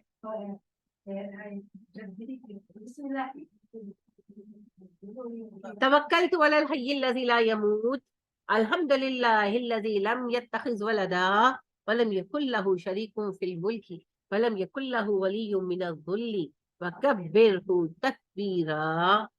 मेरी महबूब तरीन दुआओं में से। पहले आप हर एंड पे पढ़ के महीना मुझे थोड़ा सा याद लिख लीजिए और मैं बिल्कुल डेली अल्हम्दुलिल्लाह। तो आप देखिए सारी की सारी क्या है, तौहीद है ना। आप एक्चुअली देखें दुआ है ही नहीं बीच में कहीं पर, सिर्फ तौहीद है, सिर्फ तौहीद। अल्लाह को पुकारा है तो अल्लाह की मुश्किल हल कर। बिल्कुल। हजरत अली रजी अल्लाह ताला अन्हु से रिवायत है, अली रजी अल्लाह ताला अन्हु ने अपने गुलाम से कहा, उनके गुलाम थे तो कहने लगे कि मुझसे मुकातबत कर दे, यानी कि मुझे आजाद कर दे, मैं बाद में पेमेंट कर दूंगी। प्राइस डिसाइड हुई, हजरत अली ने उनको आजाद कर दिया और कहा कि मैं आपको ऐसी दुआ सिखाऊं कि मैंने नबी सल्लल्लाहु अलैहि वसल्लम से जब कहा कि मैं बहुत मकरूज हूं तो आपने मुझसे कहा कि अली मैं ऐसी दुआ सिखाऊं कि कोहे बुशीर के बराबर तुम्हारा कर्ज हो तो अदा हो जाए, पहाड़ के बराबर कर्ज। तो मैं आपको सिखाऊं, तो क्या दुआ सिखाई, अल्लाहुम्मा कफिनी बिहलालिका अन हरामिक व अगनिनी बिफदलिका अम्मन सिवाक। हमारे प्यारे नबी सल्लल्लाहु अलैहि वसल्लम ने कहा, इब्ने मसूद बयान करते हैं, एक अंसारी बच्चा आया, इब्ने मसूद सुन्नतें पढ़ रहे थे, वो बच्चा लेट हो गया था तो उसने नमाज पढ़ी और जाने लगा जैसे बच्चे पढ़ लेते हैं जल्दी जल्दी। तो इब्ने मसूद ने हाथ पकड़ लिया, वो बच्चा रुक गया। इब्ने मसूद जो है उन्होंने नमाज मुकम्मल की, सलाम फेरा, कहा भतीजे इतनी जल्दी नमाज पढ़ ली, तुम्हें अल्लाह से कोई हाजत नहीं। मैंने जो नबी अकरम सल्लल्लाहु अलैहि वसल्लम से ये सुना, आपने मुझसे कहा कि इब्ने मसूद अपनी हर हाजत अल्लाह से मांगो, अगरचे तुम्हें आटे का नमक या जूती का तस्मा दरकार हो तो अल्लाह से मांगो। तो मुझे तो बड़ी दुआएं मांगनी होती, तुमने कैसे नमाज जल्दी मुकम्मल कर। तो बात यह है कि नबी करीम सल्लल्लाहु अलैहि वसल्लम ने हमें ये तालीम दी कि तुम्हारी जो हाजत हो, बंदे से भी हो, तो उसे अल्लाह से मांगो। और यहाँ क्या सिखाया जा रहा है, कुत्ता या नहीं, आप जेन्युइनली सोचें, या कुतमीर मतलब क्या है, और कुत्ते को बुला रहे हो ना, नाम अरबी च रख लोगे तो की होएगा, ओए कुत्ते आके मेरा मसला हल कर दे, या कुत्ता जी, ओए कुत्ते तो कह ही नहीं ना सकते, या कुत्ता जी कम एंड हेल्प मी, या कुत्ता जी। अल्लाह अकबर, अल्लाह अकबर। लक़द खलक़नल इंसाना फी अहसनि तक़वीम सुम्मा रददनाहु अस्फल साफिलीन। क्योंकि उसका नाम कुरान में आ गया है। पहली बात तो ये है कि नाम कुरान में नहीं आया, दूसरी बात ये नाम तो इब्लीस का भी आया है, उससे बहुत ज्यादा दफा इब्लीस का नाम आया, तो फिर या इब्लीस भी पढ़ लिया करो। नाम कुरान में आने से किसी चीज को पुकारने की सनद नहीं बनती भैया, और कुरान में वैसे नाम आया भी नहीं। यहाँ तक हम शिरक कर रहे हैं। मैं एक खातून मुझे मिलने आई, मेरे मियाँ के वर्कर थे, उनकी फैमिली थी, तो वो आई तो ऐसे बात करने लगी, तो उन दिनों हमारे घर में ना एक चूहा आया हुआ, तो मैं बड़ी अपसेट होती हूँ, मुझे बहुत इनसे नफरत है, सीधी सी बात। तो मैंने कहा कि वो ट्रैप लगाया हुआ था, तो मैंने पूछा कि ये पकड़ा गया चूहा, तो कहने लगा नहीं, मैंने कहा पता नहीं कब मुसीबत से जान छूटेगी। तो कहने लगी बाजी चूहा आया है, मैंने कहा। تو کہتی ہے ہمارے گھر تو چوہے آتے ہیں جب تو ہم تو ان کو نہیں چھیڑتے، باجی چوہوں کو نقصان نہیں پہنچانا چاہیے، یہ بڑا نقصان کرتے ہیں، ہم تو کہتے ہیں سارا کچھ تاڑے حوالے، بس نقصان نہ کریں۔ استغفر اللہ استغفر اللہ استغفر اللہ۔ جب ہمارے پاس ملنے آ جاتا تو کہتا ہے اس کو دروازے بولو کچھ بھی اور بھائی پھیرے گا تو بولو یا موسیٰ معاف کر۔ تو چوہے کا اور موسیٰ کا کیا تعلق ہے؟ استغفر اللہ استغفر اللہ استغفر اللہ۔ باقاعدہ میرے مالک کرتے نہیں، ان سے پوچھنا تو تھا کہ موسیٰ کا چوہے کا کیا تعلق ہے بھیا، موسیٰ علیہ السلام کہاں، یہ غلیظ مخلوق کہاں؟ اکل شعور نہیں تھا ذرا سا بھی۔ نہیں، ان کے پاس کوئی نہ کوئی لاجک ہوگی۔ وہی نہ کہتے ایسی کون بازی وہ پھر نہ پھر وہ جگہ چھوڑ دیتے۔ مجھے وہ کہنے لگی کہ جی ہم یہ کہتے ہیں اونچی آواز میں کہ چوہے، باقاعدہ انہوں نے مجھے یہ جملہ کہا کہ ہم اونچی آواز میں کہتے ہیں کہ وہ سن لے، اور بڑی عزت سے، ایسے ہی جیسے میں آپ سے کہہ رہی ہوں، یعنی کہ آپ تو کہتے ہیں نا مصیبت چوہا آ گیا، صحیح ہم تو ایسے کہتے ہیں۔ تو کہنے لگی کہ نہیں، ایک تو آپ ایسے نہ کہیں، اگر آپ ان کو نقصان پہنچائیں گی یا ان کو برا کہیں گی تو یہ آپ کو بہت نقصان کر کے جائیں گے۔ ہمارے گھر تو جب چوہے آ جاتے ہیں تو ہم تو اونچی آواز میں کہتے ہیں کہ آپ سب کچھ آپ کے حوالے ہے، ہمارا نقصان نہ کرنا۔ استغفر اللہ، آپ کے حوالے؟ وہ گٹر کی مخلوق سے ڈرتے ہو، اللہ سے نہیں ڈرتے؟ استغفر اللہ، چوہا! اور میں حیران ہوتی تھی، جنوبی ہند میں چوہوں کی پوجا کی جاتی ہے، تو میں کہتی تھی کیسے کرتے ہیں؟ مجھے میرے رب نے یہ بھی دکھایا، مجھے نبی صلی اللہ علیہ وسلم نے کہا تھا تم ایک جوتے کی طرح دوسری امتوں کے برابر آؤ گے، جیسے ایک جوتا دوسرے جوتے کے برابر آتا ہے۔ میں نے کہا استغفر اللہ اللہ، اور سب سے بڑا میرے پر آپ کا احسان یہ ہے، بہت احسانات ہیں، میں سب نہیں اٹھا سکتی، اتنی نعمتیں ہیں جو میرے رب نے کہا کہ تم میری نعمتیں گننا چاہو گن نہیں سکتے، لیکن جس نعمت کے لیے میں تہہ دل سے شکر گزار ہوں، آپ نے موحد بنایا، آپ نے توحید کا شعور دیا، آپ نے سارے سجدوں سے بے نیاز کر دیا۔ یہ ایک سجدہ جسے تو گنا سمجھتا ہے، 1000 سجدوں سے دیتا ہے آدمی کو نجات۔ مجھے اپنے رب کے سوا کسی کا ڈر نہیں، کسی کا ڈر نہیں، اور کسی کا مطلب کسی کا بھی نہیں۔ جب میں نے قرآن پڑھانا شروع کیا، مجھے تو پتا نہیں، میں تو بھائی گھر میں رہتی ہوں، لیکن بڑی محلے میں اٹھا پٹک ہوئی، مجھے نہیں پتا۔ تو میرے میاں کو ہمارے ایک نیبر اب یہاں سے شفٹ ہو گئے، انہوں نے باقاعدہ وہ ملنے آئے، اور باہر پہلے تو اندر بیٹھے چائے شائے پی، پھر ان کو باہر لے گئے، کہتے ہیں آپ سے کچھ بات کرنی ہے۔ پھر وہ کافی دیر بعد میرے میاں اندر آئے تو پریشان تھے، میں نے کہا کیا ہوا؟ تو کہنے لگے کہ نا وہ جو ہے نا محلے میں فلاں لوگ، تو وہ تو بڑے ناراض ہیں کہ اس طرح یہ تو وہابی ہیں، یہ دین خراب کر رہے ہیں، تو وہ یعنی کہ وہ غضبناک ہو رہے ہیں، وہ دھمکیاں دے رہے ہیں، تو میں تو چلا جاتا ہوں، بچے بھی پڑھنے چلے جاتے، تم گھر پہ اکیلی ہوتی ہو۔ میں نے کہا مجھے کوئی ڈر نہیں، میرا مالک اللہ ہے، میکسیمم کیا کر سکتے ہیں؟ کیا مار سکتے ہیں؟ مجھے تو شہادت مطلوب ہے، شہادت ہے مطلوب و مقصود مومن، نہ مال غنیمت نہ کشور کشائی۔ میرے دل کا حال میرا رب جانتا ہے، مجھے تو پہلے کبھی ڈر نہیں لگا، اور اب قرآن پڑھا کر میں ڈروں، سوال ہی نہیں پیدا ہوتا۔ میں نے کہا آپ میری فکر چھوڑ دیں، میرا معاملہ اللہ کی طرف، اتنے سال تو ہو گئے، کوئی کیا بگاڑ سکے میرے؟ ہاں ہاں جی، کیا نکلا؟ مسئلہ تو یہ ہے نا، میں نے اپنے رب سے کہا، میں نے کہا اللہ جی میں ریڈی ہوں، مجھ سے میرے لیے اس سے بڑا اعزاز کیا ہے کہ آپ کی دین کی راہ میں مجھے مار دیا جائے۔ خیر الحمدللہ الحمدللہ جو بہت سارے مسائل سے حفاظت کے مائنڈ میں 80% تو 90% کلیئر ہے الحمدللہ۔ دیکھیں پتہ ہوتا کیا ہے، آپ یاد کریں جب یہ سب کچھ ہو رہا تھا، جاہر قریب والوں سے پتہ لگ رہا تھا، بہت سارے لوگوں نے مجھ سے آ کر بات کی۔ بات کیا ہے، جب نبی اکرم صلی اللہ علیہ وسلم نے قرآن پڑھانا شروع کیا، یعنی کہ آپ پر وحی آنی شروع ہوئی، آپ نے تعلیم دینی شروع کی، کیا کیا مکہ والے نے؟ خود بیٹھ کر کہا نا وہ بندہ آیا ہے، وہ بندہ آیا ہے۔ یہ تو اللہ پبلسٹی کا کام کراتے ہیں۔ اللہ نے کہا یہ عورت ہے، کہاں باہر نکلے گی، لوگوں کو بتائے گی، چلو ذرا ان کو معمور کرو، ویلے بیٹھے ہیں، ٹائم ضائع کرتے ہیں۔ انہوں نے خود مسجد میں کھڑے ہو کر کہا ادھر بات کر ادھر بات کر۔ میرے میاں صاحب کہتے ہیں مجھے وہاں پہ جا کے احساس ہوا کہ جہاں پہ ہم اس لیے آتے ہیں حرم میں بیٹھ کے یہ کر رہے ہیں، فلک نے یہ کر دیا تو فلک نے وہ تو فلک ہی کہہ رہے الحمدللہ بیٹھ کے کہتے مجھے یہاں پہ احساس ہوا، پہلے شاید مجھے نہیں مانا تھا، مجھے جہاں پہ آتی بندے کو یہ نہیں خیال کہ میں ایک نام ایسا ہے عورت کا جہاں پہ اللہ کے گھر بیٹھ کے ذکر کر رہا ہوں، غلط معلوم ہے، حالانکہ وہ قرآن کا اس سے ان کا میں کسی کو بدل گیا، میرے لیے تو یہ ہے۔ الحمدللہ میں آپ سے وہی کہہ رہی ہوں، میں آپ کو حقیقت بتاؤں، اللہ یہی کرتے ہیں. اللہ پاک کہتے ہیں، اللہ سبحانہ تعالیٰ سورہ رعد میں کہتے ہیں، ہم قرآن جو قرآن کو نہیں قبول کرتے، ہم قرآن ان کے دلوں میں پیوست کر دیتے اور پھر وہ ہر وقت اس کی وجہ سے ریپ کا شکار ہے. میں نے تو کبھی ان کے متعلق بات بھی نہیں کی، ابھی بھی میں نام نہیں لے رہی. ہمسائے ہیں میرے اور میں ان کے لیے دعا بھی بہت کرتی ہوں. قبول کرنا نہ کرنا اس کی مرضی ہے. میں تو اس گھر سے باہر میں نے کبھی کسی کو کچھ بھی نہیں کہا. یہ اللہ باہر کا کام خود کرا رہے، خود کرا رہے، مجھے کوئی پرواہ نہیں، نہ تب تھی نہ اب ہے. ہاں اب یہ اس دفعہ جب میں نے تفسیر شروع کی ہے، میں نے اس عزم کے ساتھ شروع کی ہے کہ آئی ول ہٹ آن دا شرک، کیونکہ اب یہ چیز بہت زیادہ بڑھ گئی، بہت عام ہو گئی ہے. اور جب میں نے بات کرنی شروع کی تو مجھے سب سے پہلے میرے بیٹے نے ہی کہا کہ آپ جب بار بار دعوت اسلامی کا ریفرنس دے رہی ہیں تو یہ لوگ تو بڑے جنونی ہیں. میں نے کہا آئی ڈونٹ، مجھے کسی کا ڈر نہیں، جو میرے رب نے لکھا ہے وہ پورا ہو کر رہے گا. اور میرے لیے تو یہ بہت خوشخبری کا دن ہوگا، میرے لیے وہ عید کا دن ہوگا. اگر میں دین کی راہ میں جان گوا بیٹھوں، وہ شہادت عظمیٰ، مجھے کوئی پرواہ نہیں. لیکن یہ سچ ہے اور میں بڑی سنجیدگی اور ذمہ داری سے کہہ رہی ہوں، پاکستان میں اور بھارت میں اور بنگلہ دیش میں اس وقت سب سے زیادہ گمراہی جو پھیلا رکھی ہے وہ الیاس ستار قادری صاحب نے پھیلائی ہوئی ہے. اور ان کا جو چینل مدنی چینل ہے وہ گمراہی کا بہت بڑا شرک اور گمراہی کا بہت بڑا ذریعہ ہے. اور میں نے اس گمراہی کے اثرات خود اپنی بہن کی زندگی پر دیکھی.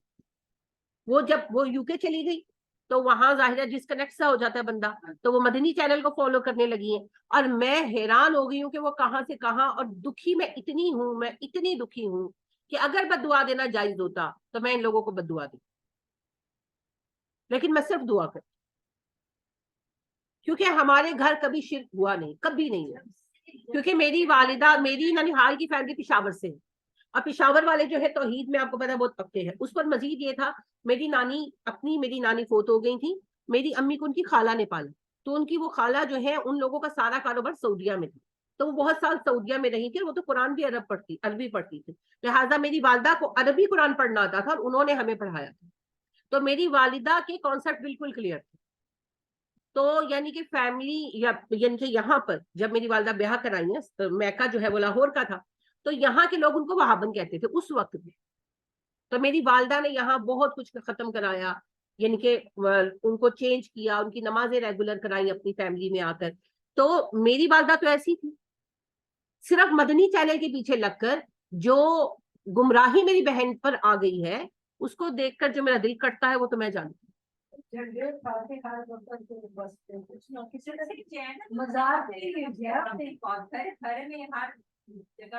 بہت گمراہی پھیلائی، بہت گمراہی پھیلائی. ہر مزاج پہ انہوں نے وہ بڑا لے کے چلتے ہیں، بڑا appreciate جی جی. اور ابھی یہ جب گئے ہیں، ابھی ان کے وہ کچھ خاص لوگ جو ہیں وہ گئے ہیں عبد القادر جیلانی کی قبر پر، تو وہ اس کی انہوں نے اتنی ویڈیوز بنا بنا کر ڈالی، اور پھر وہاں بیٹھ کر وہ جو رو رہے ہیں اور وہ جو چادریں ایسے پھیلا پھیلا کر مانگ رہے ہیں اور جو وہ ڈرامے کر رہے ہیں. عجیب سا بندے کا دعا کرنے کا انداز ہوتا ہے، کس سے رو رہا ہوتا ہے. بس آج اللہ نے آپ اس کی سن لینی، اس طرح نبی صلی اللہ علیہ وسلم کا نبی صلی اللہ علیہ وسلم کی نے یہ ضرور کہا ہے کہ جب تم دعا کرو تو رو کر کرو، اور اگر تمہیں رونا نہ آئے تو کم از کم الہا کا انداز اختیار کرو. ان کے بعض بات ہوتا ہے نا رونا نہیں آتا تو الہا کا عاجزی کا انداز اختیار کرو. لیکن آپ صلی اللہ علیہ وسلم ڈرامہ نہیں کرتے، ایک بات ہے. دوسری بات یہ ہے کہ آپ کبھی دعاؤں کا رائم بھی نہیں کرتے تھے. نبی عائشہ صدیقہ رضی اللہ تعالیٰ عنہ نے کہا کہ نبی صلی اللہ علیہ وسلم دعاؤں کو رائم نہیں کرتے تھے، ترنم میں نہیں بناتے تھے. آپ صلی اللہ علیہ وسلم سے خود بخود ہو جائے تو ہو جائے. تیسری اہم بات یہ ہے کہ بہت زیادہ یہ جو اجتماعی دعائیں ہیں نا، یہ ہیں بھی نہیں. یہ تو میں تو کوشش کر رہی ہوں کہ اجتماعی دعائیں ختم ہو جائیں. کبھی بہت زیادہ کہیں پر ہو جائے تو میں پھر دل جمعی کے لیے کروا دیتی ہوں، حرام نہیں ہے. نبی صلی اللہ علیہ وسلم کرواتے تھے 2 موقعوں پر، جمعے کے بعد اور حج کے موقع پر، مگر لمبی چوڑی نہیں ہوتی تھی، چھوٹی سی دعا کر کے ختم کر دیتے تھے. اب لوگوں کی ڈیمانڈ ایسی ہے کہ آپ دیکھیں حرمین میں امام کعبہ وغیرہ بھی جو ہے پھر لمبی دعا بیچارے کراتے ہیں، کیونکہ لوگوں کی تسلی نہیں ہوتی نا. لیکن نبی صلی اللہ علیہ وسلم کی دعائیں دیکھیں تو بالکل شارٹ سی ہوتی تھی. جمعے کے بعد آپ صلی اللہ علیہ وسلم ممبر پر دعا کرا دیتے تھے اور حج کے بعد کراتے تھے. باقی روٹین میں آپ صلی اللہ علیہ وسلم دعائیں شعائیں نہیں کراتے.